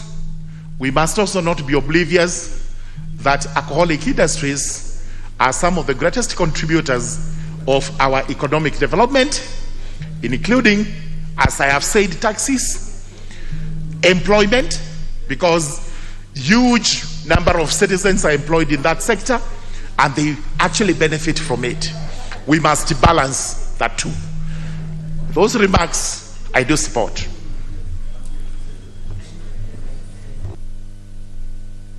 The Honorable Nangabo Janet, also known as Masukari. Honorable Janet.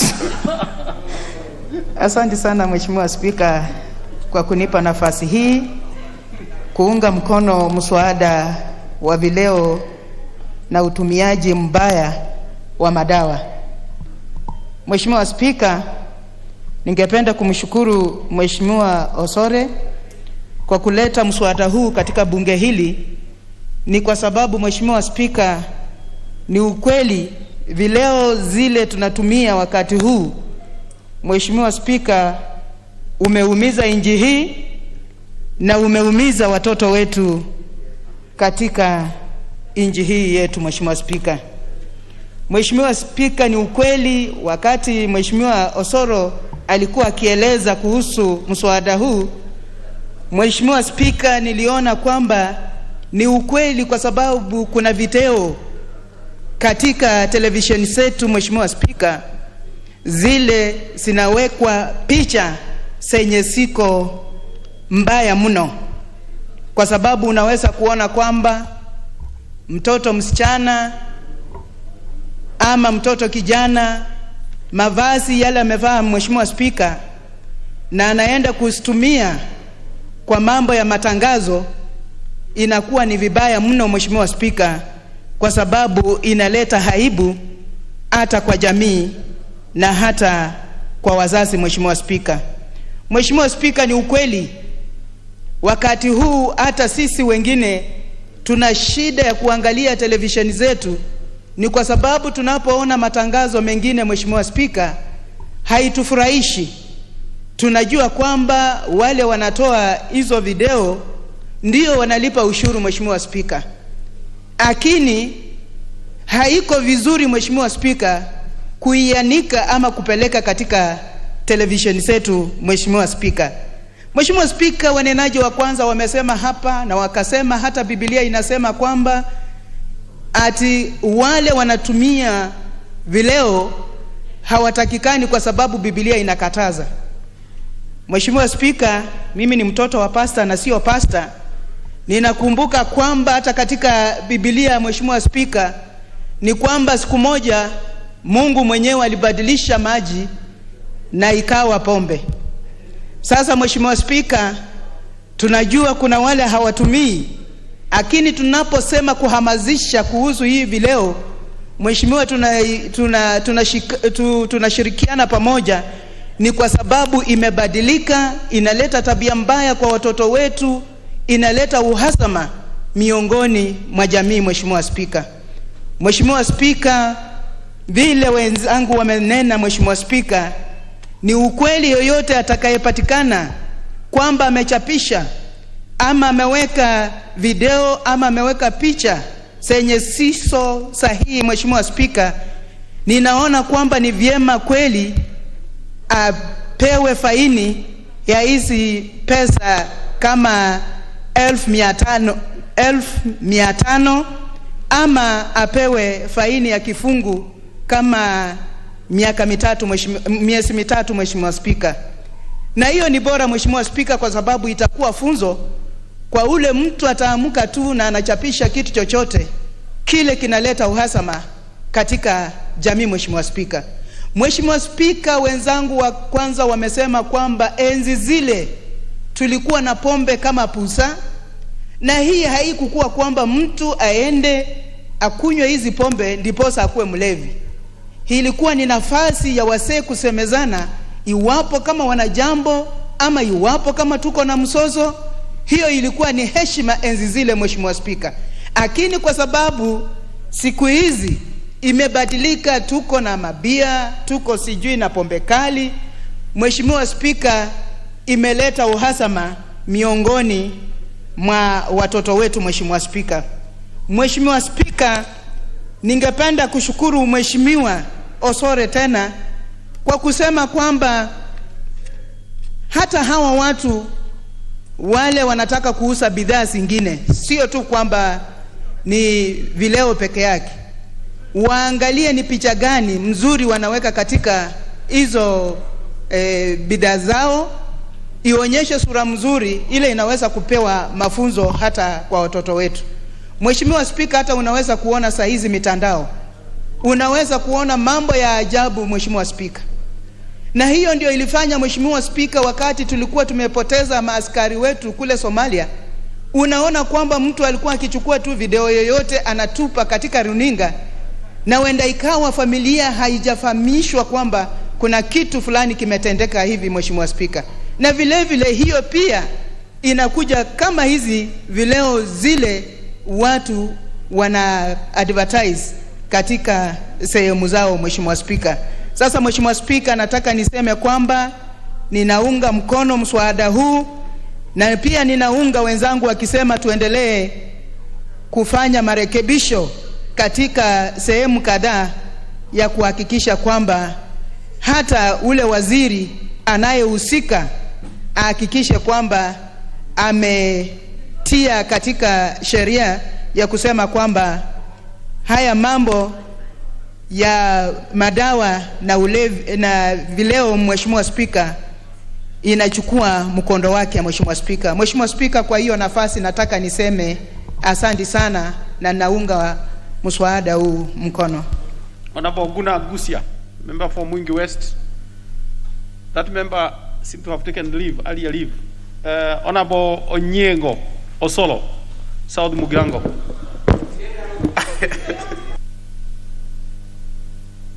Oh, you moved and then you put the very early. Then the next on line, honorable to my left, Honorable Oduol Adhiambo.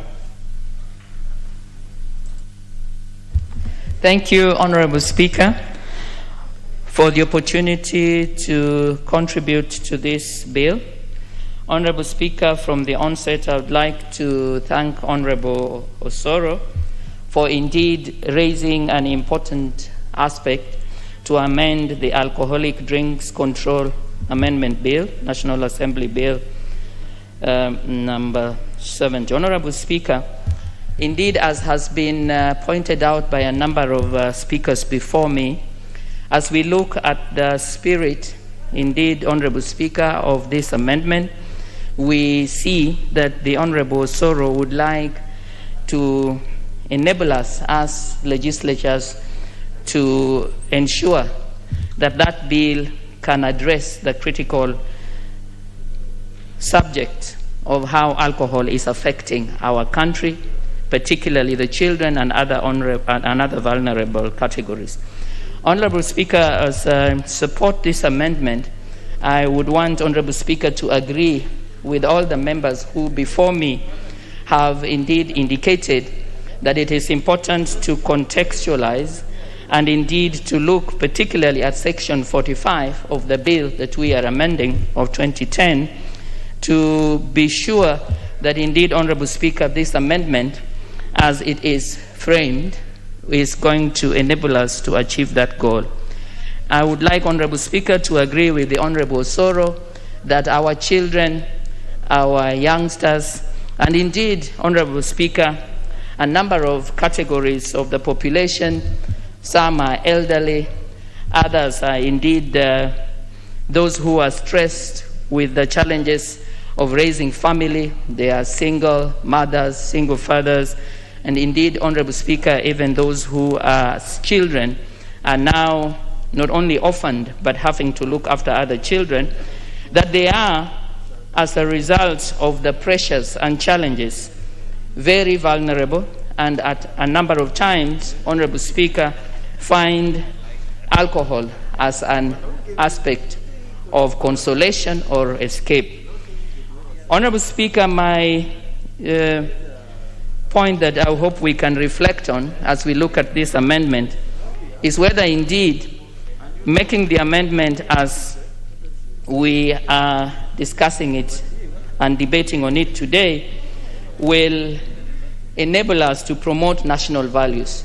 And so, Honorable Speaker, as I support this amendment, I do it because it is important for us as a nation to recognize that we are having extreme difficulty and extreme challenges and far-reaching consequences with the manner in which we are normalizing not only the drinking, but indeed, Honorable Speaker, the exposure of young people, of children.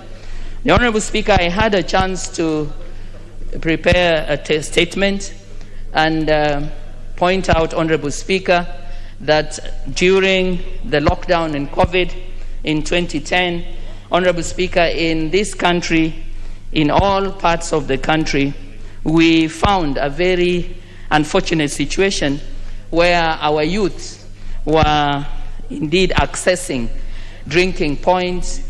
And indeed, Honorable Speaker, as was mentioned earlier, that we have, particularly in my county, Siaya, the drink, the sachet that comes across from the borders in Busia that is known as Waragi, which indeed, Honorable Speaker, seems to be something that is celebrated and indeed embraced and to a large extent, Honorable Speaker, exposed to children, even with the knowledge of duty bearers, caregivers, and indeed, Honorable Speaker, those charged with law enforcement responsibilities in our villages to take care of the young people.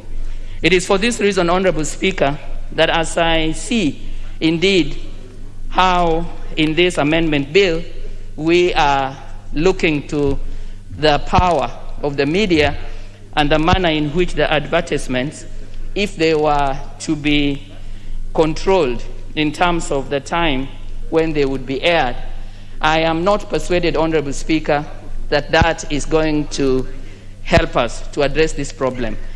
Other than the observation made by the honorable members of the significance of seeing that those who put the adverts actually do so because they are deliberately intending to catch prime time, I think, Honorable Speaker, that we must get back to the question of national values.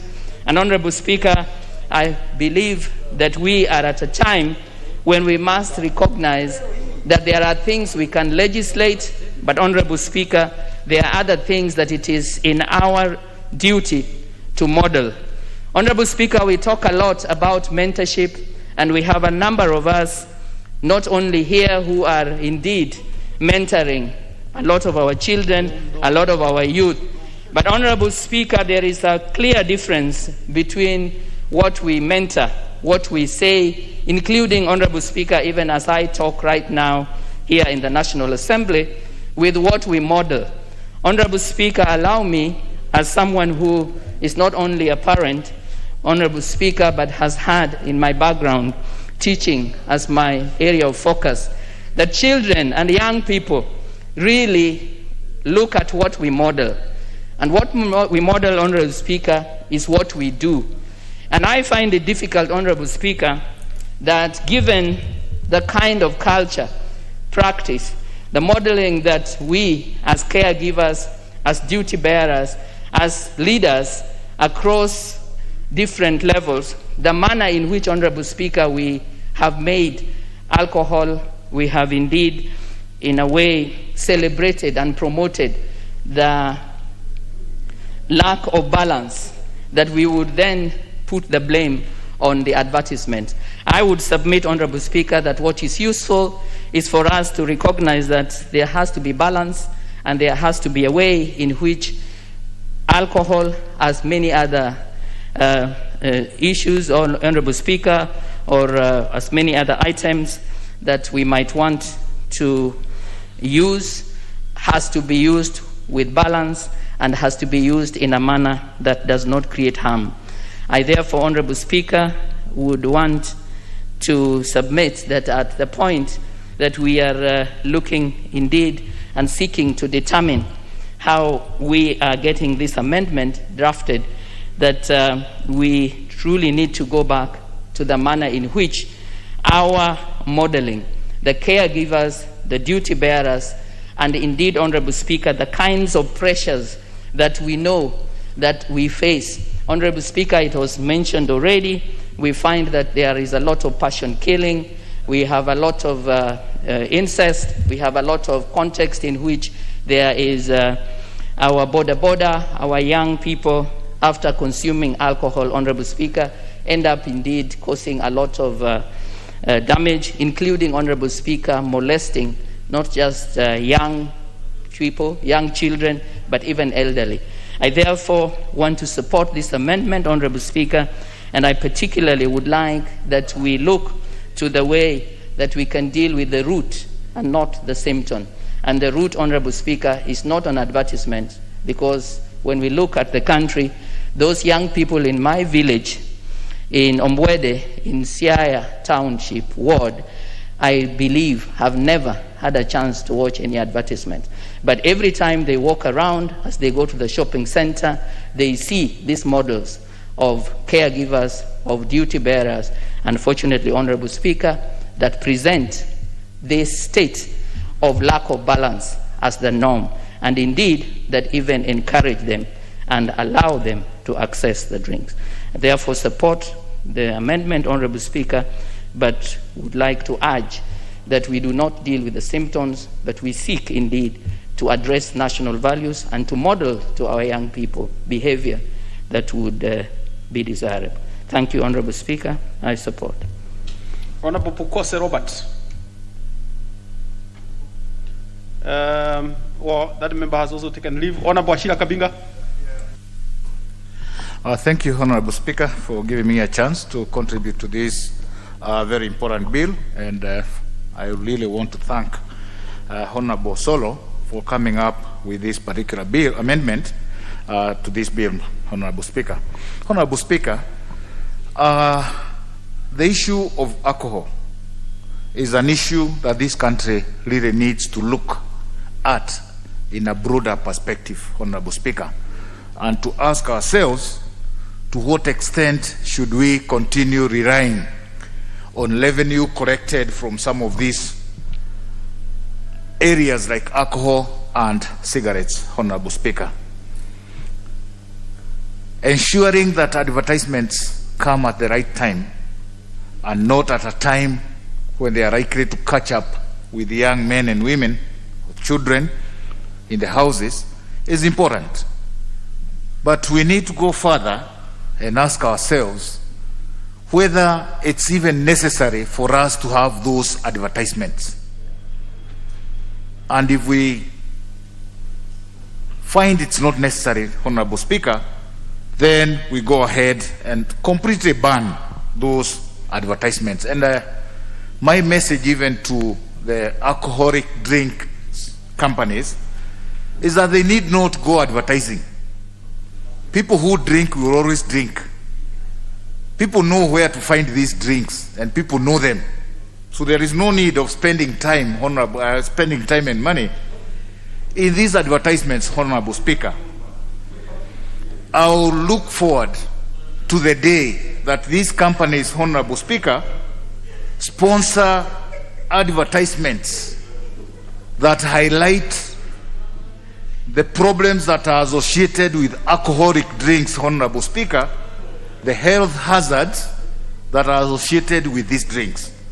I would also wish that these companies spend more money in corporate social responsibility, taking care of the young children, the many children that are out of school courtesy of the alcoholic drinks that are taken by their parents, instead of spending so much money in these advertisements. Honorable Speaker, it is a high time also that the Kenya Revenue Authority realize that some of these advertisements are simply a way of evading tax. They come in as an expenditure. They reduce the amount that are declared as profit by the companies. The companies spend colossal amounts of money, or they indicate colossal amounts of money in terms of promotion and advertisement, and thereby denying this country revenue which we are looking at. And therefore, it is important that even as we look at this bill, to think whether we need to also put in a percentage within which these promotions and advertisements should fall in, so that we don't lose revenue in terms of tax. Honorable Speaker.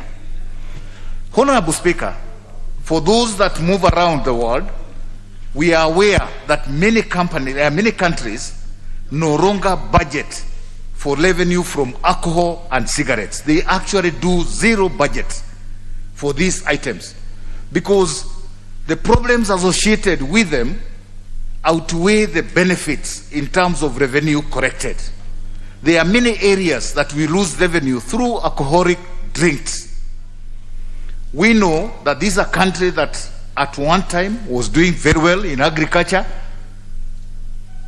Today, Honorable Speaker, a great number of our people will spend much more time in drinking than in farming, and thereby losing a lot of revenue that would have otherwise gone to this country.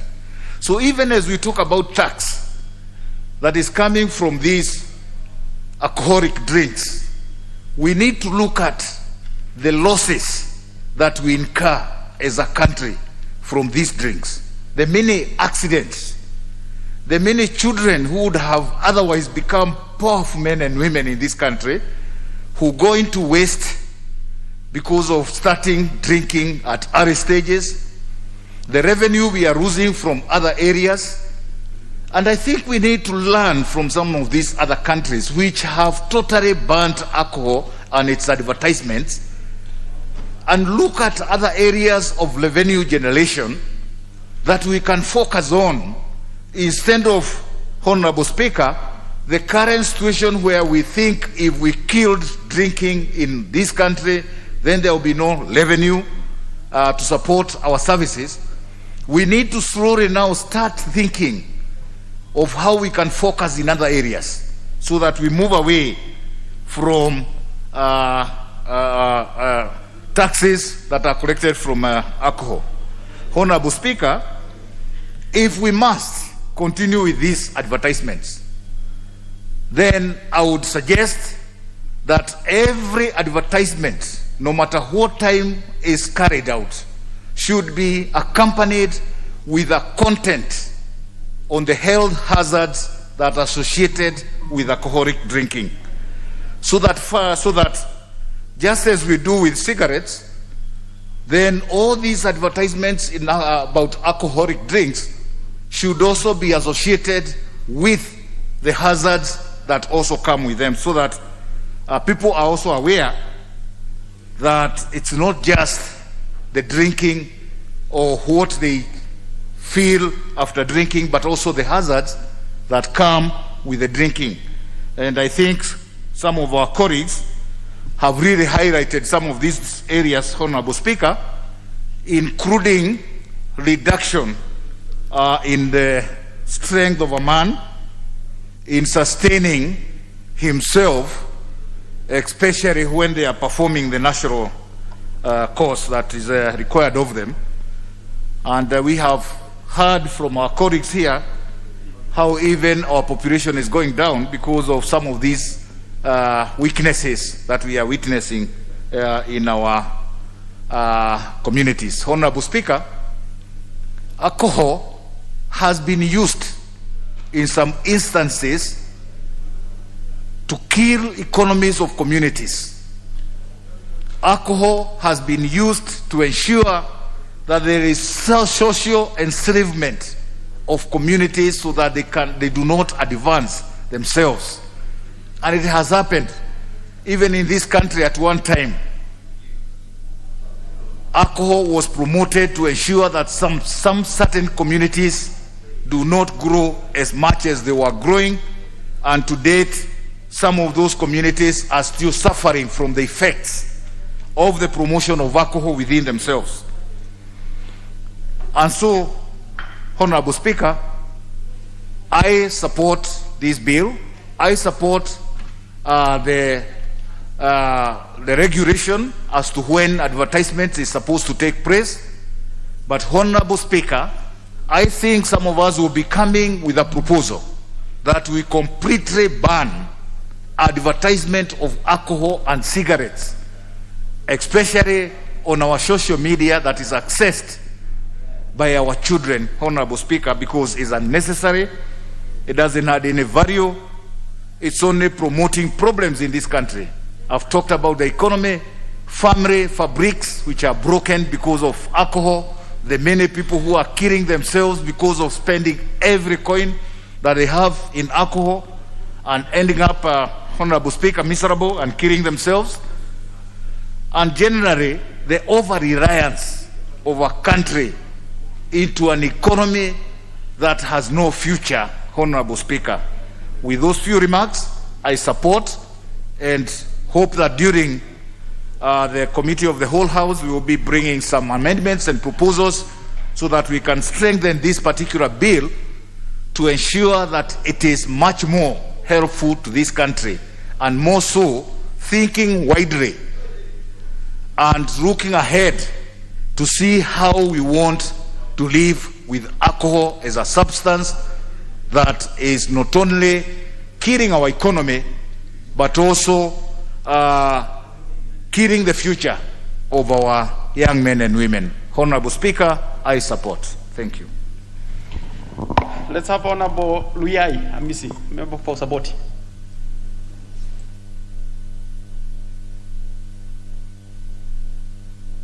Yeah, well, thank you. Thank you, Mr. Speaker, for giving me this chance to contribute to this important amendment by Honorable Soro, and we congratulate him for this bill. I think, Mr. Speaker, from the onset, we must understand what was the intention of Honorable Soro to amend this important act. It's not to entirely stop the consumption of alcohol or to curb, but the intention, which I've read in the memorandum and the objects, and which I agree with, is to control the advertisement and the exposure of these products to the young ones, and especially both the media advertisement and the outdoor billboards and what have you. And Mr. Speaker, in addition, I think it is an amendment that is supposed to excite us, have a conversation, to have a discourse as a nation to the level of alcoholism in this country. We are courting an alcoholic generation, alcoholic nation. Instead of being a workaholic, we are now alcoholic. And other countries, for example, those who have had a chance to visit the Gulf nations, countries around the Gulf Peninsula, you realize that there are a lot of control laws on consumption of alcohol. Some have altogether, banned the consumption of alcohol. Some regulated to a certain people and the times. And these are the countries that have higher economies than Kenya. These are countries that have a high purchasing power. You look at the European nations. Some of us who've had a chance to interact with the Europe countries, you'll find laws controlling, the municipal laws controlling the time of bars and the time of clubs, that by 7 all clubs are closed, by 8 all clubs are closed, depending on which country. These are laws that are supposed to limit and control the consumption of alcohol among the people of that nation. Here in Kenya, people start drinking in the morning. People are drinking around residential areas. Clubs are established in residential areas. Children are going to school, and along the road they are meeting drunkards. This is the environment at which we are bringing up our children. We are not only saying that we must control the advertisement, but we must go deeper and control the overall consumption, because as a nation, we already have a low purchasing power. The young ones who are being targeted, the 70% of the young people in this country, they have no jobs. So these companies have made a niche, a market niche in the young people, in young generations who have no jobs in the first place. You walk to this company and ask them to do a corporate social responsibility to your constituents. They don't do. They will take you round, but tell them to advertise. They have huge resources towards advertisement. Companies in this country have coiled, they have designed their market niche around alcoholism, so that Safaricom will have a lot of their market design around advertisement and money transfer. It is very easy to buy alcohol because you just transfer your money, Safaricom M-Pesa.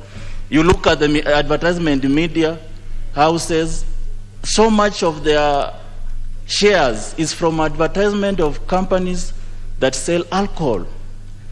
That the biggest taxpayers are alcohol companies. I mean, we've designed our nation around alcoholism and not production. This is about consumption. Alcohol is consumption. That you are happy, you are consuming alcohol. People are celebrating, and the only way, the climax of your celebration is alcohol. You are stressed, you are sad, you take alcohol. Any human being at any given time, you are either sad or you are happy. So even when you are happy, you are taking alcohol. When you are sad, you are taking alcohol. So you are taking alcohol throughout. This is a bad precedent that we have created in this country. It is bad for the coming generation, and it must stop with our generation. We must just sit down and think things are normal. No, we cannot have a nation of alcoholism. We must stop. We are not in the league of the big nations, the economies. But we are here laying our market strategy, our companies, all our advertisements, whether it's print media, whether it's billboards out there, outdoor advertisement, they're all about alcoholism. That the biggest KRA, whatever contributors is from alcoholic companies. I mean, this must change. I wish agriculture was the biggest contributor to our revenue, but not alcoholic companies. So it's because we have created a climate or a conducive environment that promote alcoholism. And Honorable Soro's bill, it goes a long way. This is just one of the first steps towards dealing with this menace. It may not be the perfect bill to control overall, but it has ignited a conversation, a very important discourse for this nation, that we must talk about alcoholism in this country. It is too much, so much that even in the local rural areas, you'll find boys asking you for alcohol in the morning before you can walk with them. That is the one, that's what excites them. That's what makes them move with you. You know, it is, yes, we as members of parliament, we want that. But really, is this what we want for our nation going forward? We must stop.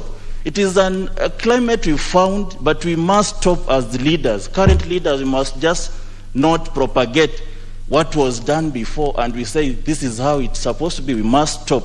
And I want to thank Honorable Soro. You know, the last time we see him jumping on top of a podium, we thought, but I think this one is showing that I thought you were drunk that day, But because you've come up with this one, I believe you are not really drunk. It's something else that possessed you. That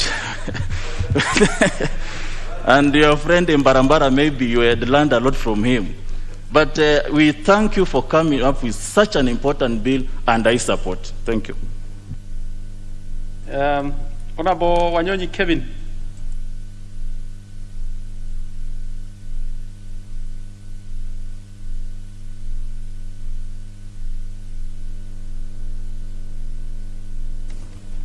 Thank you very much, Mr. Speaker, for the opportunity. And my problem is I don't know when the rain starts beating us. Honorable Soro, thank you very much for coming up with this bill. With this, we'll be able to support it because somehow this country has lost its moral obligation. Things are getting worse. Those of us who grew up in the rural areas, things are not the same as what we are seeing today. Something must be done, and I think, Osoro, I just want to agree with the Honorable Kaliba Misi.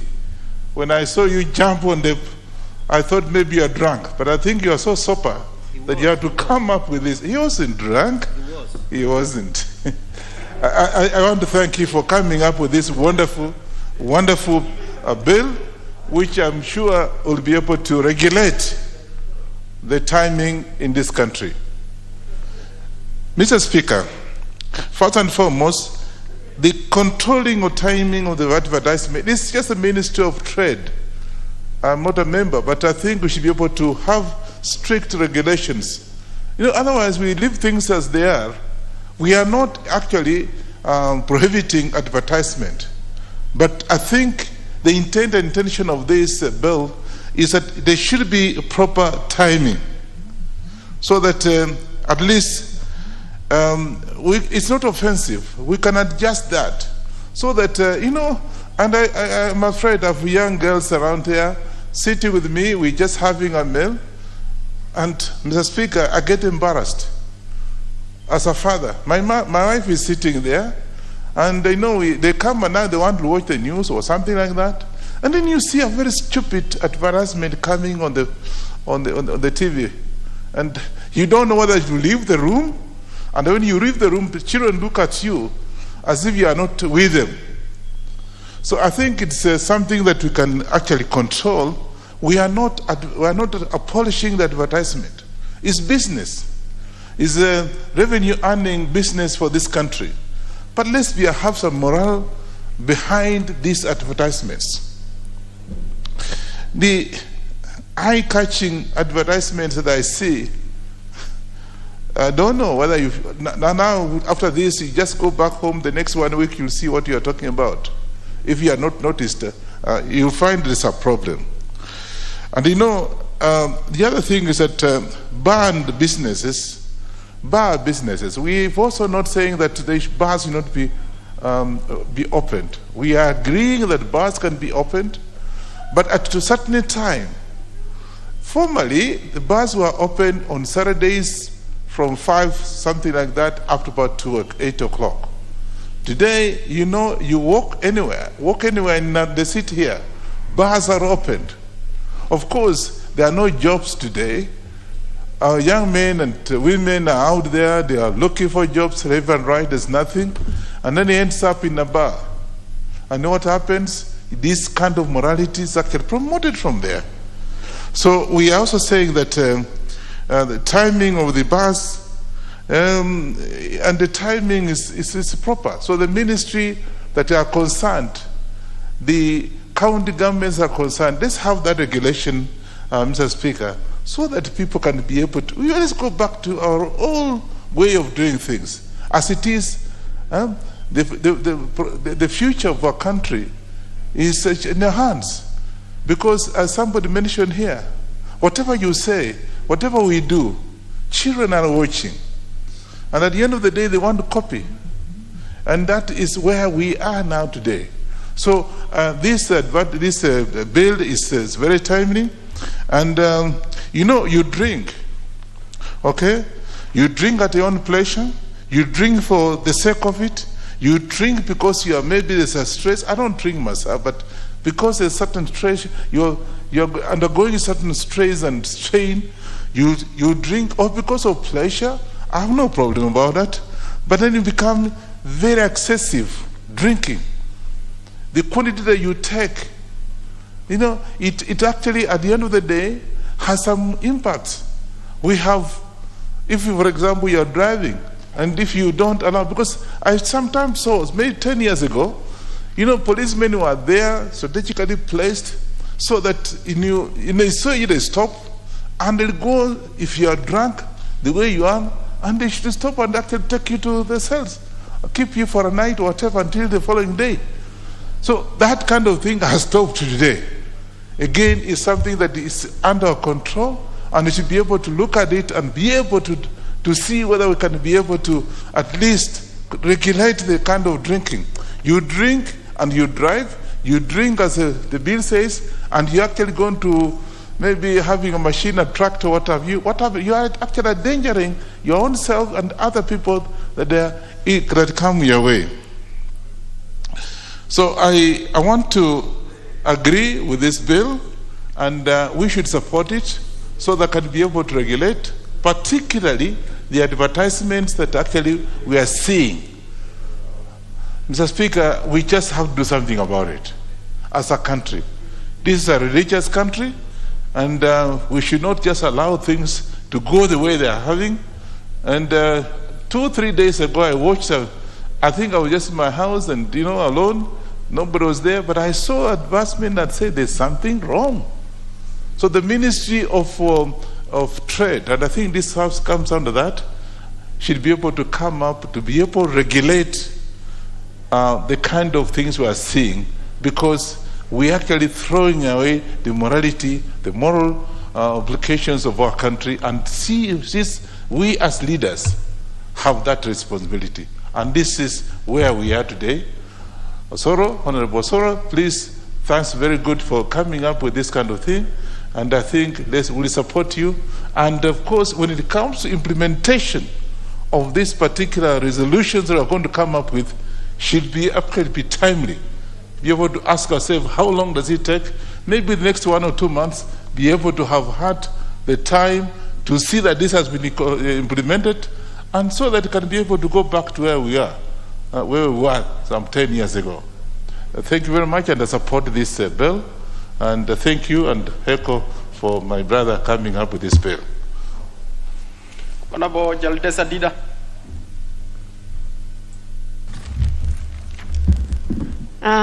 Thank you, Mr. Speaker, for giving me an opportunity to also contribute to this bill. As I do that, I want to join my colleagues in thanking Mheshimiwa Osoro for bringing a very important bill which will go a long way in saving the hustlers of this nation, Mr. Speaker.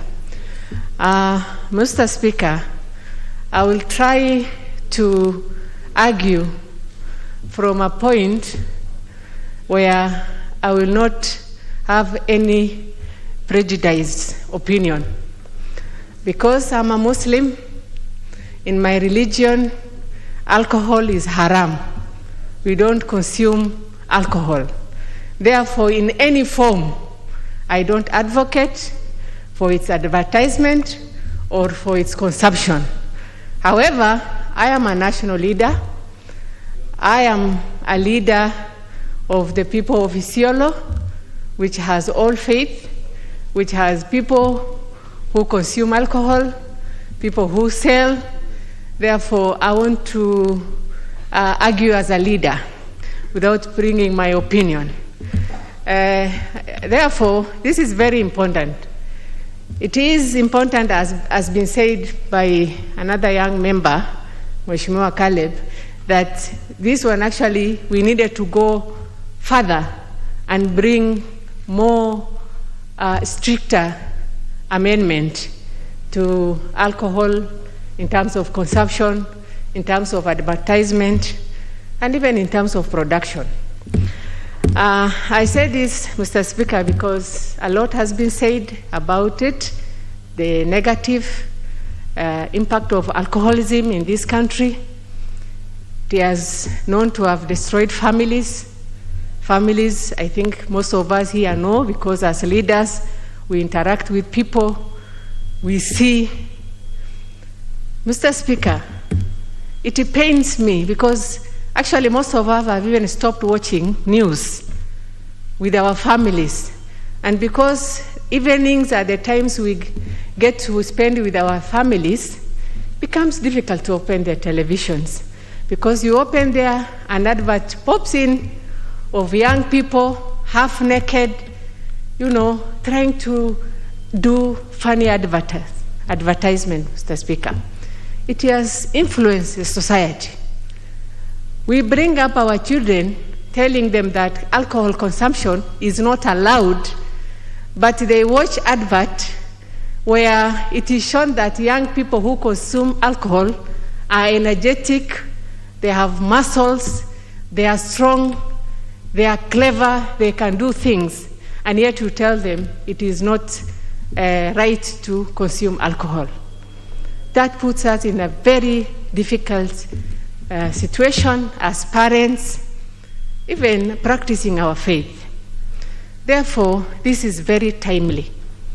I think at the level of the committee of the whole House, we will seek guidance from senior members, like my sister here, our mentor, Mheshimiwa Gesa, to guide us on how to bring, I hope, Mheshimiwa Mili,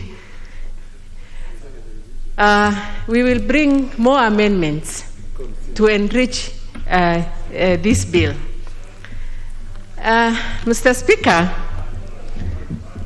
when sometimes you go to constituencies, we even cannot move around freely in the morning because you find young people chasing us around. And when you give them something, instead of going to buy tea, they rush to buy some very funny drinks here and there. We have had to deal with cases of where a young boy or a young man marries today, in about 2 weeks or so, the marriage is dissolved. Because when you try to listen, and these are facts, Mr. Speaker, it is because he cannot perform. He cannot perform. It has happened. Mr. Speaker, our social fabric, and this one, you cannot say it is this religion or that. These days, we have even young people from Islamic community who are engaged in alcohol consumption because of the peer pressure, because of advertisement that shows that when you don't consume alcohol, then you are backward, you are primitive. Such are things, Mr. Speaker, we need to regulate. In short, I think as a House, we need to go further and bring serious regulation to alcohol consumption. Therefore, I want to thank Mheshimiwa. I don't want to say more, because if I say more, maybe I'll go into details, and therefore I support. Honorable Bogomenza.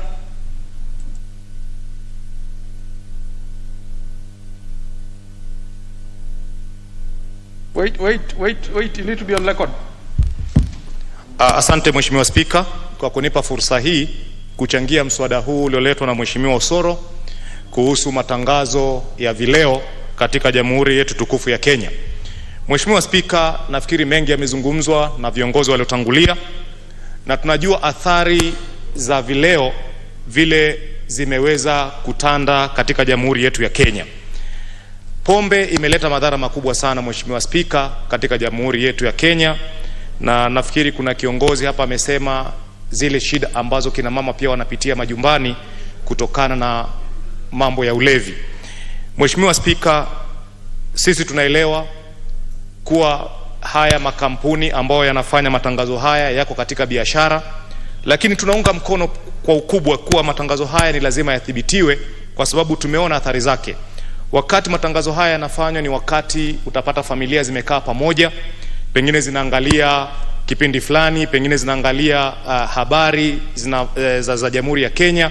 Wakati ule kwa kizungu tunasema ni prime time, lakini ndio inatumiwa kama fursa ya kuwa utawapata watu wako majumbani wamepumzika, pengine wanapata chakula cha usiku, na ndio wanatumia fursa ile kujaribu kutangaza yale matangazo yao ili waweze kuboresha biashara zao. Lakini Mheshimiwa Spika, tunaelewa japokuwa ni biashara, japokuwa wanatafuta kupata mapato katika kazi zao, lakini kuna umuhimu wa kuangalia umma kwanza, kwa sababu hatuwezi kuwa tunatafikiria pesa na umma unaangamika. Na watu ambao hapa wamekusudiwa zaidi ni vijana wa kike na vijana wa kiume, kwa sababu wao ni wepesi wa kuiga. Wakati wanaona matangazo kama yale, kumewekwa pale mvinyo, kumewekwa kileo, kumewekwa mwanamke mrembo, wanaona kuwa pombe na warembo zinaenda sambamba, na tunaelewa kuwa hiyo si ukweli. Na hii ndio kuna umuhimu kuhakikisha mambo kama haya yamethibitiwa, ili tuhakikishe kuwa yale ambayo yanatangazwa ni matangazo yenye mwelekeo. Na kama walivyosema kiongozi mheshimiwa fulani, kuwa saa nyingine ni bora hawa wauzaji na watengenezaji wa vileo waweze kutuonesha athari zinazoletwa na vinywaji vile wanavyouza, ili watu wapate kujua kuwa kumbe kinywaji kama hiki, pombe kama hii inaweza kuleta madhara kama haya.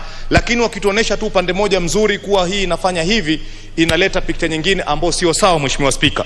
Kwa hivyo Mheshimiwa Spika, mimi kama mjumbe wa Kisauni, langu ni kuomba kuwa hii mswada ulioletwa na Mheshimiwa Osoro tuunge mkono. Kama kuna mabadiliko yote ambayo yanatakana kufanya wakati wa kamati ya nyumba mzima, tuweze kuyafanya ili tuhakikishe mswada kama huu unafanya kazi yake. Tunajua katika katiba kuna sheria kuwa mtu akifanya matangazo ambao hayaambatani na hali yetu ya kimaisha, anatakikana ashikwe na ashtakiwe na alipishwe faini ya karibu 500,000 au apate kifungo cha miezi 3 gerezani. Lakini tukiangalia Mheshimiwa Spika, tangu sheria hii iwe inafanya kazi, hatujaona mtangazaji yoyote ambaye au muuzaji yoyote wa vileo ameweza kupelekwa mahakamani na kushtakiwa kuonesha kuwa sheria ile iko lakini haifanyiwi kazi, kumaanisha kuwa kuna ulegevu fulani, Mheshimiwa Spika. Na kuna umuhimu wale wote ambao wanahusika katika kuhakikisha sheria hizi zinatimizwa na zinafuatwa waweze kuhakikishwa mambo kama yale yanafuatiliwa, kwa sababu bila kuwa na mfuatilio na mwongozo, shida kama hizi tutaziona majumbani sana. Mheshimiwa Spika, sisi kule Pwani tuko na kileo ambao kinatoka katika mti wa mnazi. Kileo kile ni kileo cha natural, yani ni kileo cha ambacho hakitengezwi na binadamu, lakini pia tumeona athari zake. Lakini kwa njia moja au nyingine inasaidia katika masuala fulani, kwa sababu tumeelezewa hapa kuwa vinywaji hivi vya kileo, vinywaji hivi vya kizungu, vinywaji ambavyo vinatengenezwa na binadamu, vimefanya wanaume wanashindwa kufanya majukumu yao ya kinyumbani wakati wako na wake zao pale. Lakini sisi kule Pwani tunasema ukiangalia majumba yetu haswa katika familia za Kimijikenda, utapata kuwa ule mti wa mnazi au pombe ile ya mnazi imekuwa kama inaongeza nguvu za kiume kwa njia moja au nyingine. Utapata familia moja, mzee yuko na wake 4, yuko na watoto 20, lakini utapata kuwa yeye ni mtumizi wa kinywaji kama kile. Hatusemi kuwa ni jambo zuri, lakini tunasema kuwa haya mambo hivi vileo ambavyo vinatengenezwa na binadamu, ambavyo vimeongezwa makemikali ambao hatuyaelewi, ndio zinaleta athari nyingi sana, kwa sababu zinakuja zinavuruga mwili wa binadamu, zinaingilia maini, zinaingilia figo, zinaingilia kila kitu. Mwisho unapata kuwa wewe kama mwanamume unashindwa kutoa majukumu yako kama mwanamume pale nyumbani. Mwisho unalala na mke wako, inakuwa ni kama dada yako katika kitanda. Kwa hivyo Mheshimiwa Spika, mimi langu ni kuomba kuwa mswada kama huu tutilie nguvu, tutilie pondo zaidi, ili tuhakikishe tumeweza kuhimili masuala kama haya, ili vizazi ambavyo viko sasa na vizazi ambavyo vinakuja nyuma viwe na mwelekeo bora katika jamii yetu. Kwa sababu tusipochunga hawa vijana, Mheshimiwa Spika, mwisho wake tutakuta kuwa vijana wetu wameharibikiwa. Vijana wale watakuwa hawana njia yoyote ya kimaisha, hawana mwelekeo bora, wataanza kuacha mambo ya masomo, watashindwa kutimiza kwenda kufanya majukumu yao ya kutafuta riziki za kila siku, kwa sababu wao wakiamka ni masuala ya pombe, ni masuala ya vileo, ni masuala ya matumizi ya mihadarati na mengineo. Mheshimiwa Spika, katika haya masuala ya vileo, kule pwani sisi tuko na shida moja kubwa sana ambayo imeletwa na huu mmea unaitwa mgoka, ambao leo ukifika kule Mombasa utapata kila kijana amenunua karatasi yake ya tunaita brown envelope ambayo inauzwa paka shilingi 20, ambayo imekuwa ni tatizo kubwa sana kwa vijana wetu wa Mombasa. Na tuna imani kuwa haya yote mgoka na mengineo yote yako katika vileo ambao vinasababisha madhara makubwa sana katika jamii. Mheshimiwa Spika, sisi letu ni kuomba kuwa haya masuala ambayo tumeongelea hapa tuweze kuyatilia maanani, tuweze kuyajadili kwa kina na kwa haraka iwezekanavyo, tuweze kupitisha huu mswada ulioletwa wa mabadiliko ya hii sheria ili tuhakikishe kuwa sheria hii inafanya kazi ipasavyo. Kwa hayo mengi machache, Mheshimiwa Spika, naunga mkono kikamilifu. Esavo nabo mnene member for Taita Taveta.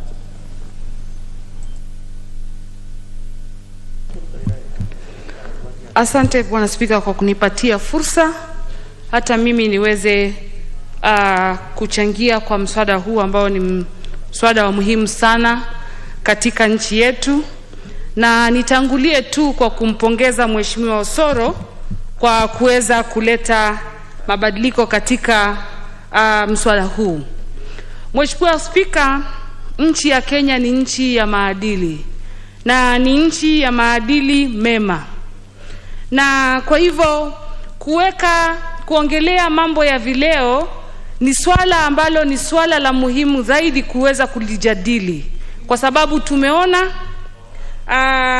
changamoto ambazo zimeletwa na mambo ya vileo, na hususan swala kamilifu ambalo tunalijadili leo la kuweza kuleta habari za mauzo ama advertisement kwa Kiingereza kupitia watoto wetu ambao ni vijana wetu wa umri mdogo, na pia wanazileta wakati ambao sio sawa, wakati ambao pia kwa Kiingereza wanasema prime time, wakati familia ziko pamoja na zinajadili mambo ambayo ni ya muhimu kifamilia. Tumeona kwamba wakati wanaleta habari hizo za mauzo, wanajaribu kuonyesha ya kwamba wale vijana ama wale watoto ambao wanatumika ama wanatumia vileo hivyo wako bora zaidi ya wale wengine ambao hawatumii. Wanaonyesha kwamba wale wengine wanakuwa kama wenye akili zaidi, ama kama ni wasichana wanaonyeshwa kwamba wanaotumia vileo hivyo ndo warembo zaidi ya wengine, ama ndo wenye nguvu kupita kiasi. Na hiyo basi haiendi vyema na wengine, kwa sababu inakuta mara nyingi wengi wanajaribu kuiga na wanaiga kwa njia mbaya. Kama jamii na kama viongozi ni lazima tulinde maadili ya nchi yetu. Tumeona hatari nyingi sana ambazo zimeletwa na hivi vileo, na mimi ni kusimama tu na kusema ni jambo bora kuweza kuweka sheria ambayo itadhibiti habari hizi za mauzo ambazo haziendi sawa na jamii, ambazo haziboreshi kivyovyote vile familia zetu ama jamii zetu. Bwana Spika, tukiongelea mambo ya vileo, tumeona watoto wetu wengi haswa vijana wameharibika kwa sababu ya pombe tofauti. Mimi nikiwa mjumbe mwakilishi wa kina mama kutoka kaunti ya Taita Taveta, huko kwangu kuna sehemu inaitwa Mwatate, na kuna vileo huko vinauzwa ambavyo vinaharibu sana wale vijana wetu. Ni vya bei ya rahisi na vinaharibu watoto. Ni swala ambalo tunaendelea kulifuatilia, na tukiendelea kuunga mswada wa leo mkono, nitasema kwamba haya maswala ya vileo kwa ujumla ni lazima kama viongozi tuketi tuyajadili kwa undani na tuweke sheria mwafaka ni vipi tutalinda jamii zetu zaidi vijana kutokana na hatari ambazo zinaletwa na mambo ya vileo. Asante Bwana Spika kwa kunipatia hii fursa na ninaunga mkono. Honorable Wafula Munyinyi.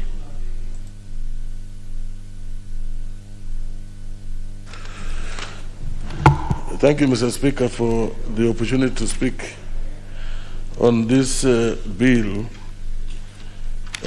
regarding alcohol drinks control amendment 2019, Mr. Speaker.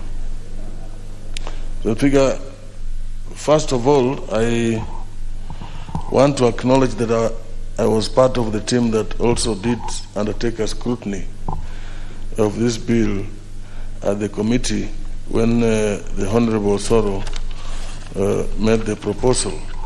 And we looked in detail, Mr. Speaker, about the objects, the intended the objects that would be realized when this piece of legislation is passed. And Mr. Speaker, what the benefits would be in our society, in our communities. Mr. Speaker, the bill intends to give the minister power to provide for the timing for advert, like for the TV. The most popular TV in our country is Citizen. It's the one that is most widely watched. And its adverts are usually very good, Mr. Speaker. The adverts in Citizen TV come every time at the prime news, at the prime time, when you get adverts coming. And normally they have a lot of influence. If there are products being sold, they sell so much products because it is widely watched and has so much influence. So it makes a lot of sense, Mr. Speaker, when you particularly want to focus on alcoholic drinks, where normally adverts come at the time when the family, the children, everybody is focused on TV. And Mr. Speaker, then you bring an advert of like Guinness for power. You know, you look at Guinness for power being presented on the screen and you are told, please take it. It makes you powerful. You know, when that of Plisna comes, ni bia imara kama Simba. You know, chama changu Simba, chama Simba.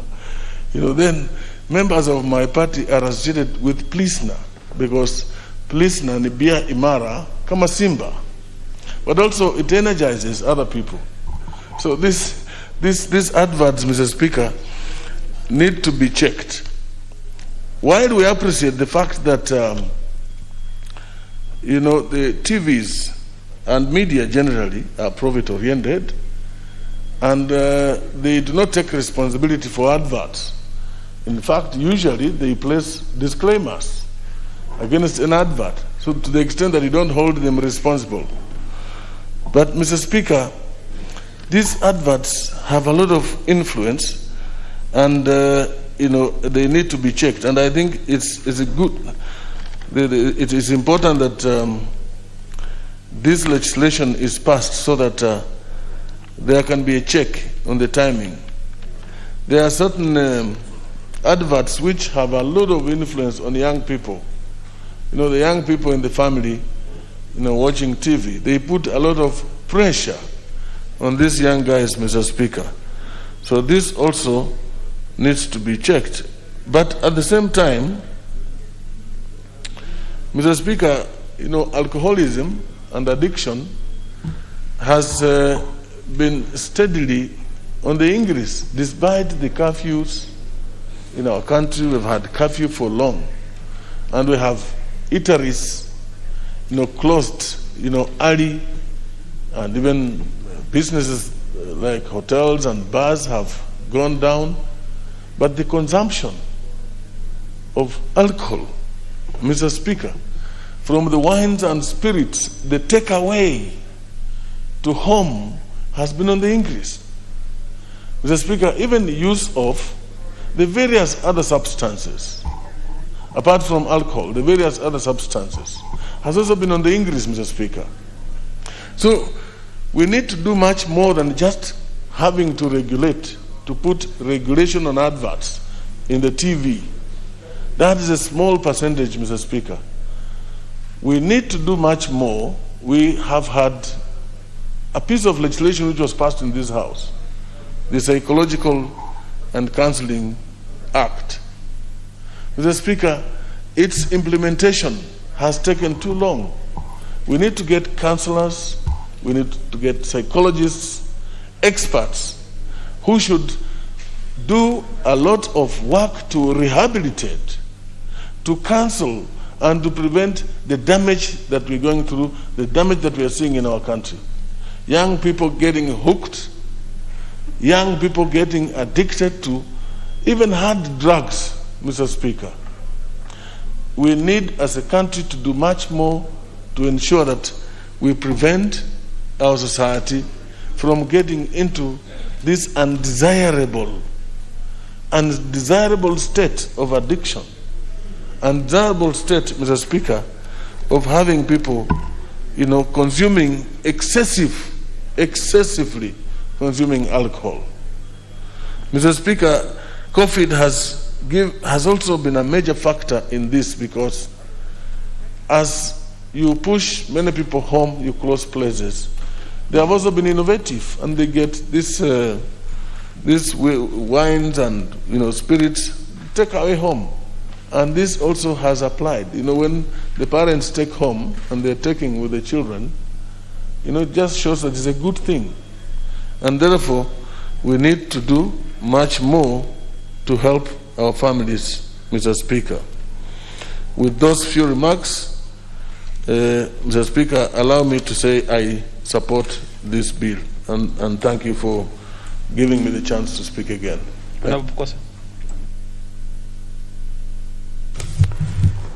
Thank you, Honorable Speaker, for allowing me to contribute to this very important bill by Honorable Osoro, the Alcoholic Drinks Control Amendment Bill 2019. Honorable Speaker, this bill has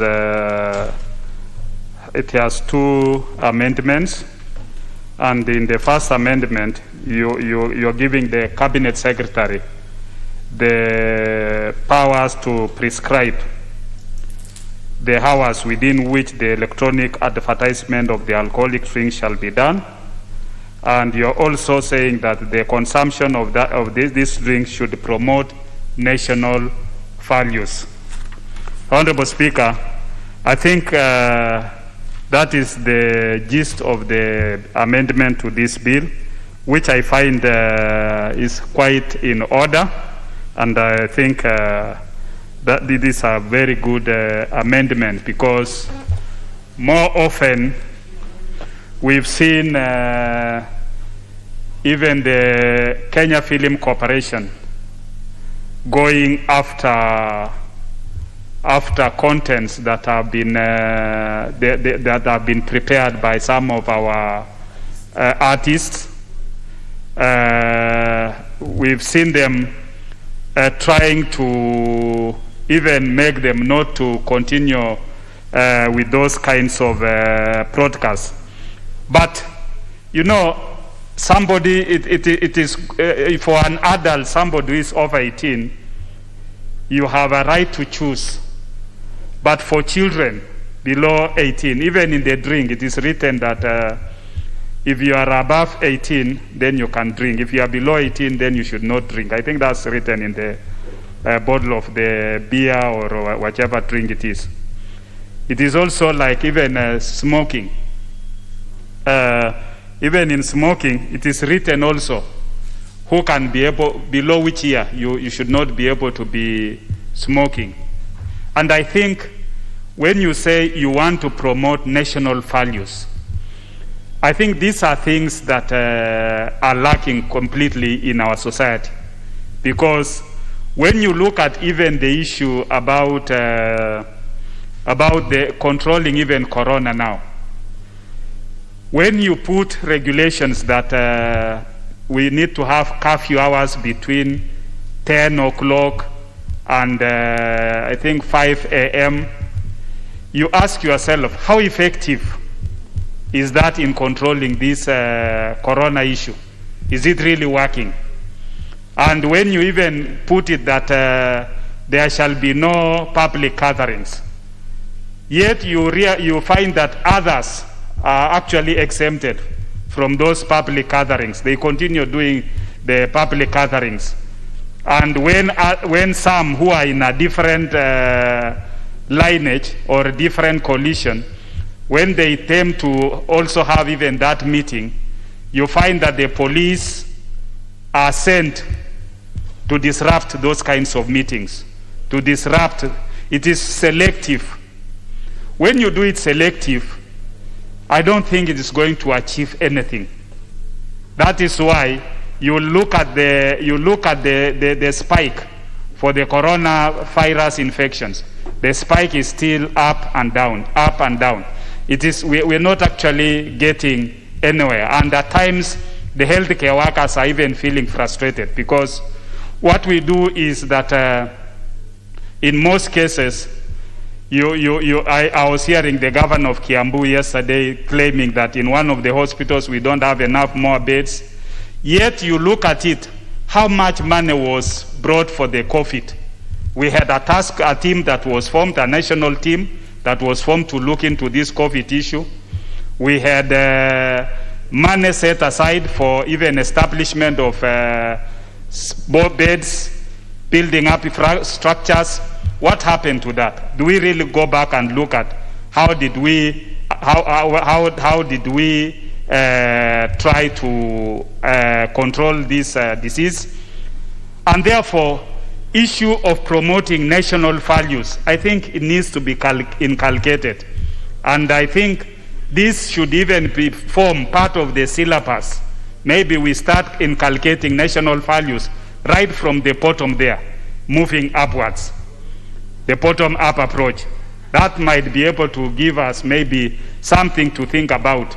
As much as we're thinking about the economic model, let's also think of how do we inculcate national values right from the bottom going up, so that we can be able to have issues that can be tackled. When we say that this advertisement should be done within this period, we are actually setting the electronic media to understand. And these are basics, because even people who work within those electronic media, they are adults, they have families, they have children.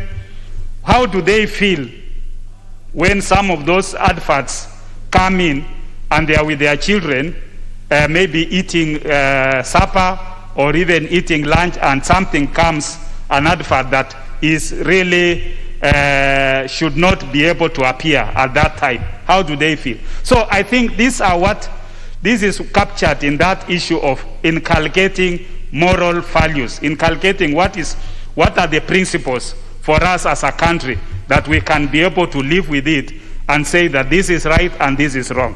Because more often you'll find that people would want to have a situation where somebody has to be law enforcement.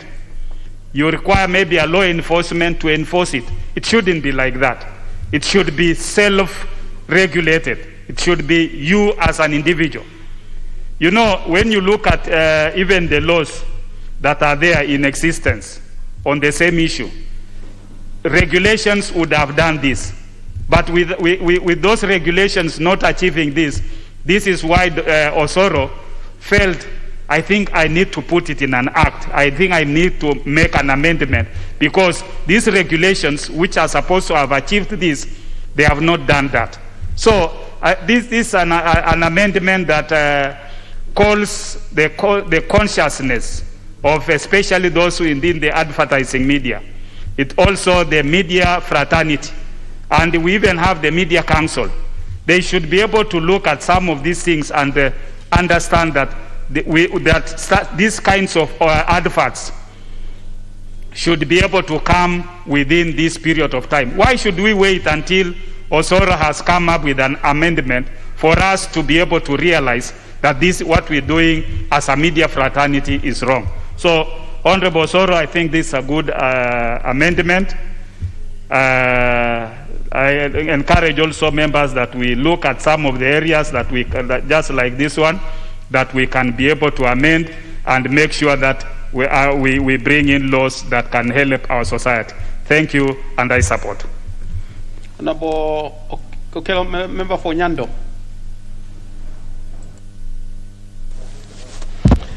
I thank you very much, Honorable Speaker. Honorable Speaker, I am a bit apprehensive and hesitant to support such kind of a bill, and this stems from my Christian background. I wouldn't wish to promote any agenda that is incongruent with the belief of a Christian.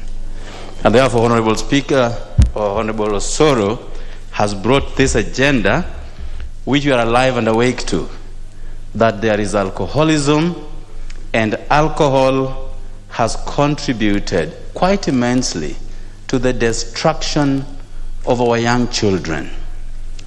The productive lot of our society currently, which is the youth, have developed a tendency of staying very late in the night doing nothing but drinking alcohol. Some members of this House have alluded to this fact, that when we walk around as their leaders, the first thing they would be asking you is money. And if you ask for doing what, they will tell you to drink alcohol. So, whereas some of our members here would be doing it in order to perpetuate their political well-being, but on the flip side, you think about the destruction that you are preferring on these kinds of people. Honorable Speaker, there are two things: to destroy a community, deny them education, and introduce them to alcohol. That is a ruined society forever. I also acknowledge, because I live in this country and I live in the world as a member of that society, that when it comes to remission of taxes, the companies that deal with liquor pay so much to sustain the programs of government. So we are alive and awake to that fact. And they additionally employ so many people. Apart from the government, I think EABL, for instance, would be number 2 in terms of provision of jobs to our society. So we are alive and awake to these facts. But the mere fact that alcohol in itself is a destroyer needs just more than a control. Any company worth its salt would be targeting the prime time so that there is a bigger catch of the people who will be benefiting from the information on advertisements. And therefore, I do not know how this is going to sit with alcohol companies that only target the prime time so that they can expand their clientele base. But here we are trying to prefer certain times which will be prescribed further by the minister in charge so that they can advertise within particular periods. But this also goes further, Honorable Speaker, to incorporate the media companies that only make a living out of the advertisements, Honorable Speaker. And they will tell you that when they target prime time, they charge more. But when they, you advertise during other periods, you tend to pay much less. So this effect has a trickle down, not just about the companies that make liquor, but also the companies that are in the advertisement or the media industry. So that is why I said I will be quite hesitant because of the other down effects that this kind of bill will have. How I wish that everybody would be like me, that we don't drink alcohol in general, and then we'll be talking about something else. We'll be talking about tea. We'll be talking about coffee. We'll be talking about ugali and fish. But because we also acknowledge that there are people who derive their happiness and joy and ecstasy out of alcohol. We just have to incorporate them into a discussion such as this. But Honorable Speaker, how I wish that we shall prefer even more controls that would also beef up what Honorable Mututo did begin. Preferring times when alcohol can be consumed, preferring the amount of alcohol that can be consumed, consuming alcohol not when driving, not when at work, not when driving a machinery. It should go a long way in order that our people should take the least amount of alcohol, because I've never met anyone who drinks alcohol and is so successful just because they're drinking alcohol. They would be successful in other things, in other strata, but not because they have become champions in consuming alcohol, Honorable Speaker. My friend who recently claims to be one of my best friends is trying to be at pains to absorb this, but I don't think he drinks alcohol either. He has never drank alcohol, and therefore when we talk about this, he's on the same prism as myself. So, Honorable Speaker, with all this, I want to say... Honorable Member for Nyando, what is it, Honorable Akob?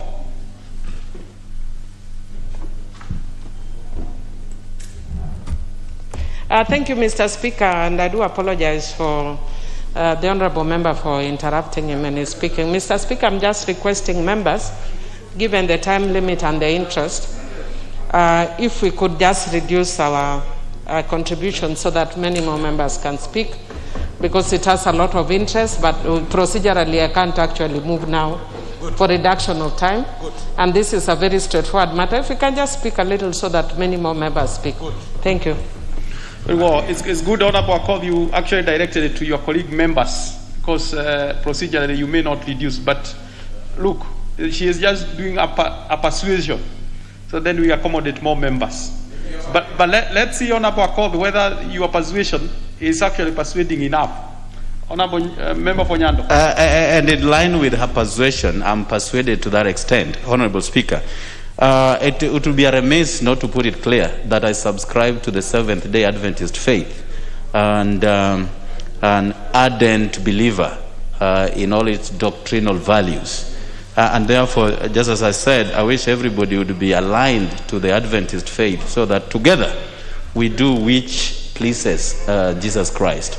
And Honorable Speaker, I do not, therefore, support a bill of this nature, and I thank you very much. Honorable Ekamais, Member for Oloima.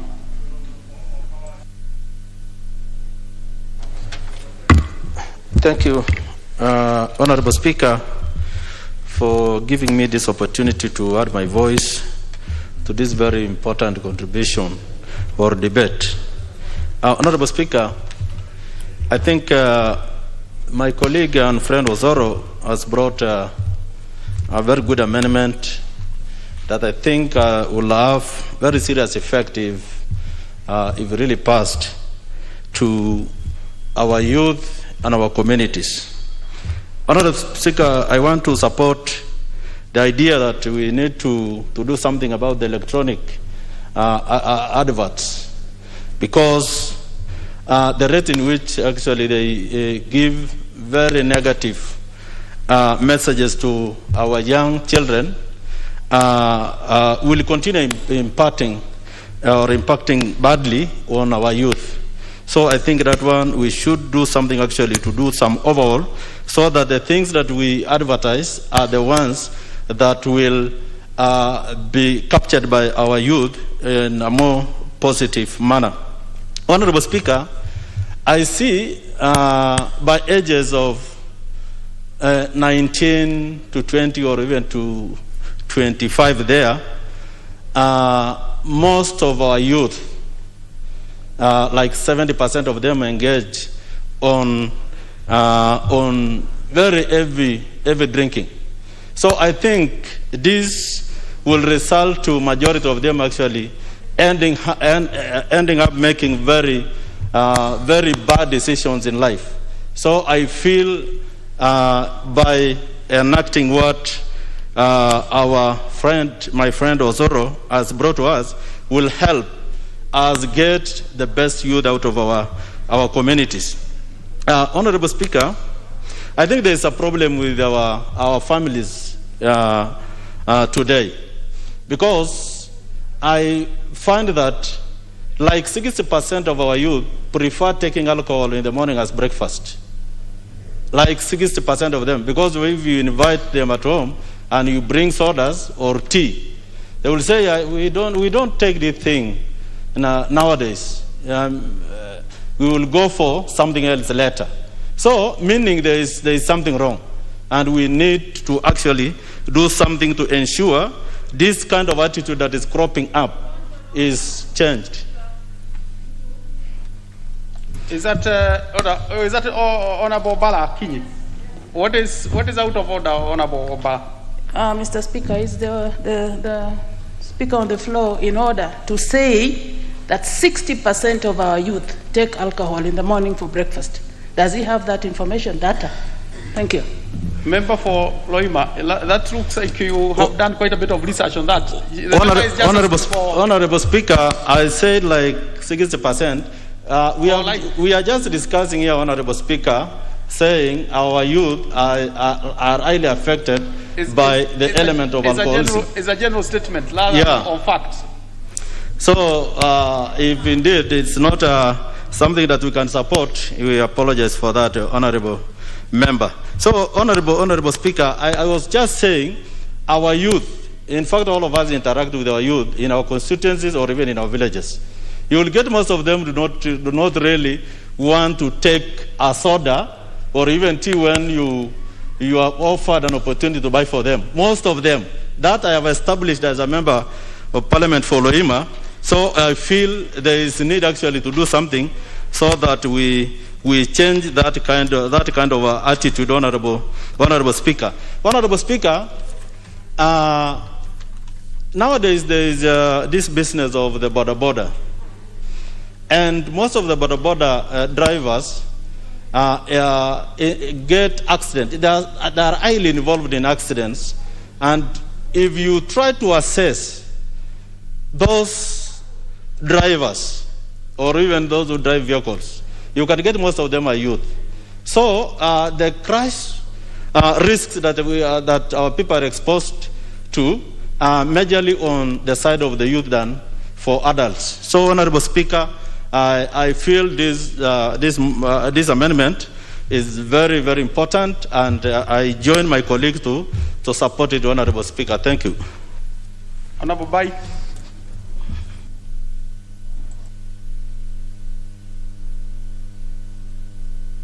Thank you, Mr. Speaker, for the opportunity to speak to this bill, and I also appreciate the originator, Honorable Osoro. Mr. Speaker, I'll be very brief because I know other members would want to contribute. Mr. Speaker, one of the issues I would want to bring out is a culture that has grown in our country where you find parents going to drinking dens or these bars with their kids. And the kids are playing just around there, and the parents are drinking.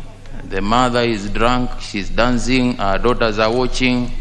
Then there's the nyama choma, they all come sit around the table. There are drinks around the table. The next table are people who are drinking and singing. We have Mogidi all over. Mr. Speaker, that's something that needs to be looked into as we work on this bill, because it's very unfortunate when we allow our kids to spend a whole afternoon in a bar. And young kids, I'm talking of kids of 7, 8, 9 years, Mr. Speaker. Mr. Speaker, the other thing is we also need to add on this definition for the alcohol, because there are some more dangerous alcoholic substances than what we define alcohol, just like beer and the brews and all that. Mr. Speaker, I'm talking of things like mukuka. You find mukuka has gone even to the smallest village in this country, and it's all over the country. young boys are not going to work. The youth are not going to work. By 10, a young man has already, with 30 shillings, a young man can afford a pack of mukuka, which the guy can spend a whole day chewing.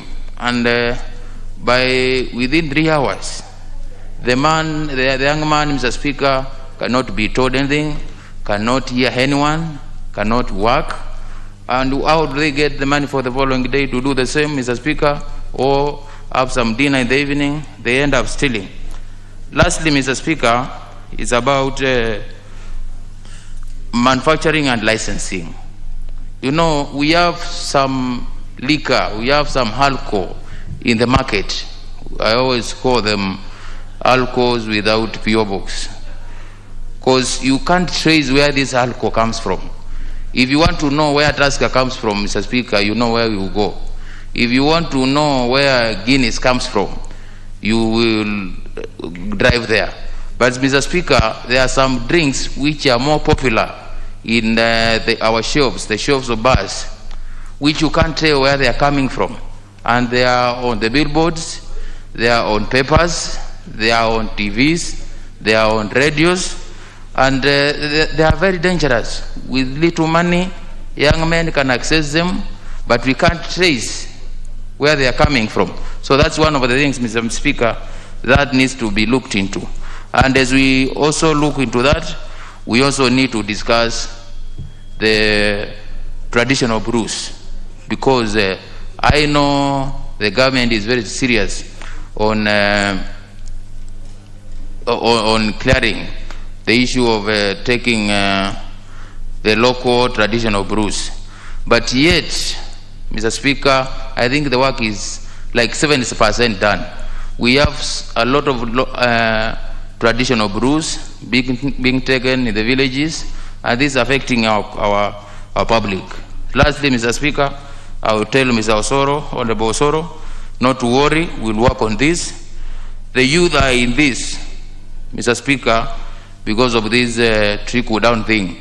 When we get into the bottom-up thing, Mr. Speaker, I think we'll have an opportunity for the youth to be safe. Thank you, and I support. Honorable Odhiambo Akoth.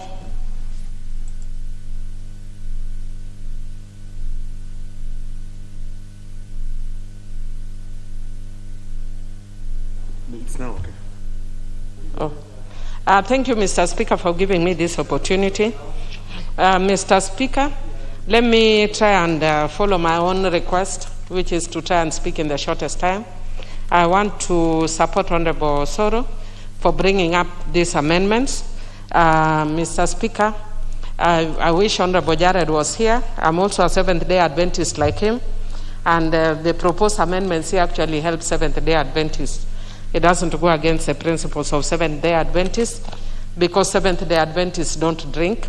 And so what Honorable Osoro is trying to do, and I know his constituency has a lot of Seventh-day Adventists, and what he's trying to do is to protect our young generations while appreciating that people are doing their businesses. So it's actually creating a balance. Mr. Speaker, what I would want to say is that in the last parliament, when Honorable Mtuto brought the bill, I remember when we are speaking in this house, almost every single member of this house had a member of their family who is a victim of alcoholism, including my own family, Mr. Speaker. And because we are not able to manage, and we don't have facilities that are enabling us to manage those, we don't have sufficient ones, we need to make sure that we protect our youth by advertisements that are giving them reasonable information. And so what Honorable Osoro is trying to do is to indicate that advertisement should not purport to say that drinking promotes national values. Mr. Speaker, because I don't want to look like I'm targeting a specific drink, but I know a specific drink in mind that actually makes it look like when you drink that alcoholic drink, and eat nyama choma, then you are very Kenyan. Mr. Speaker, I've never, strangely, I know many people always think because of the way I do my things, many people think I drink. Because I was born, raised Adventist, I have never tasted a bit of alcohol. except when we are having the church, what is it called? Those ones you take in church. Mr. Speaker, I do not take any form of alcohol. Altar wine. The altar wine. I never take any form of alcohol. I have never done, and I do not intend in my entire life. And Mr. Speaker, the only thing I would want to encourage Honorable Osoro, because what he told me verbally is actually not indicated here, because he said he wants to make sure that we do not do advertisements in a manner that expose nakedness of women and young people. He does not have that here, but fortunately I've looked at the main bill. It outlaws things like that, except it puts a fine of only 500,000. Honorable Osoro, perhaps if you could consider within your same amendment of the same provision to enhance the fine, because 500,000 to these big companies is actually nothing. It's petty cash. And Mr. Speaker, the other issue that I'm also seeing in this amendment is Honorable Osoro is a bit scared. He's indicating that the Cabinet Secretary shall prescribe the hours within which electronic advertisement of alcoholic drinks shall be done in both Section 45 and Section 68. Why can't we prescribe it here? So that the times when people, when we do not want those advertisements to be done, we do it by Parliament and not wait for the Cabinet Secretary that may do their own thing. And finally, Mr. Speaker, sir, I want to encourage the honorable member who spoke before me to actually go and learn that if you actually effect devolution properly, then our youth will be sorted and will not revert to alcoholism. This bottom-up approach, Mr. Speaker, that he's talking about will not save our children. Because you notice the other day, even Honorable Alice Wahome was not able to describe what that bottom-up approach. And Mr. Speaker, in my language, we call bottom-up approach tichosianda. How does that help young people? If you lift your buttocks up, how does it help young people? Let us do things which actually are meaningful and can help people, young people and young women. With those few remarks, I support and congratulate Honorable Osoro. Thank you. That you lift your buttocks up and then sit on a wheelbarrow. Be serious, Omera. Well, let's get to the next person, and that next person is Honorable Dawood Lahim. Thank you, Mr. Speaker. Mr. Speaker, on the outset, I want to congratulate my friend, Honorable Osoro, who fortunately comes from Meru, so he knows what he's doing. Mr. Speaker, Mr. Mheshimiwa Osoro has brought these amendments to the bill, and they're very good amendments because, Mr. Speaker, when we are talking about advertising alcoholic drinks on national television and posters, big posters and all that, I think he has not mentioned the big posters at every corner.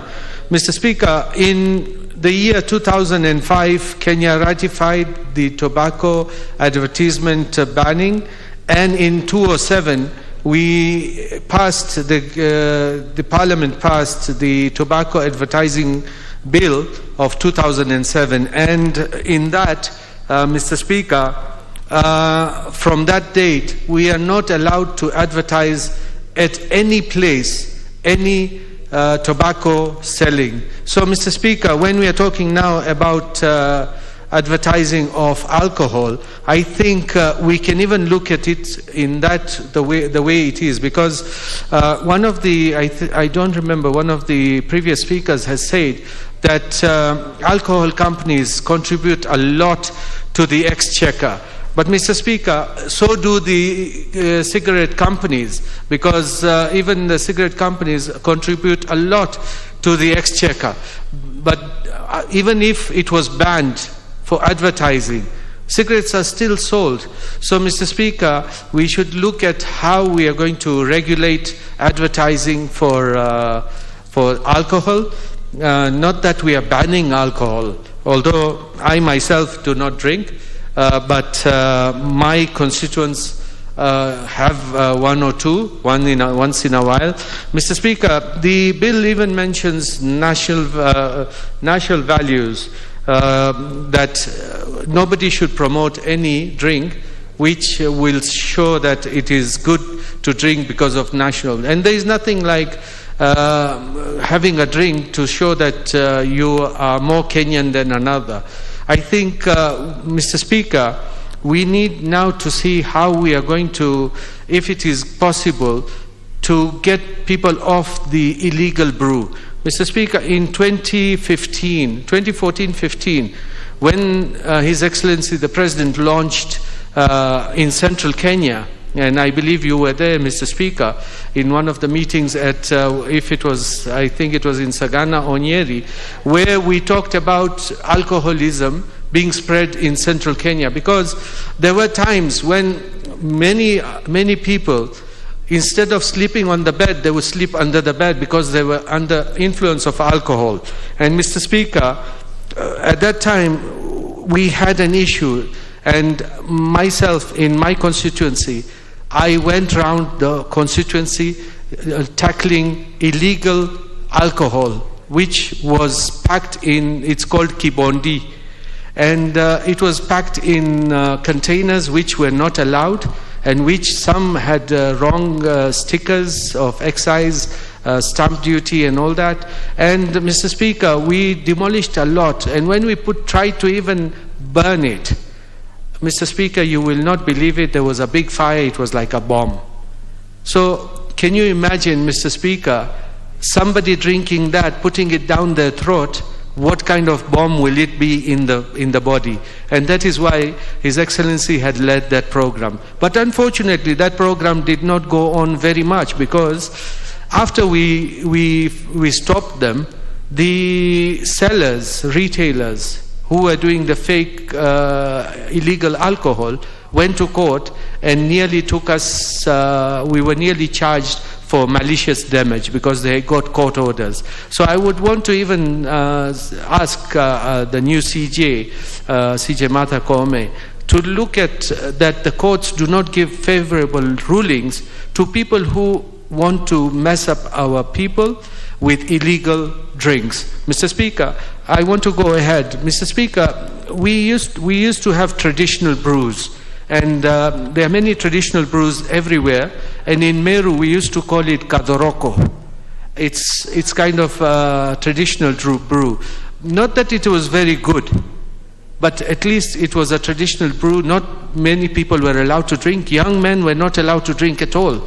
It was a brew for the old generation, and they used to drink it only occasionally.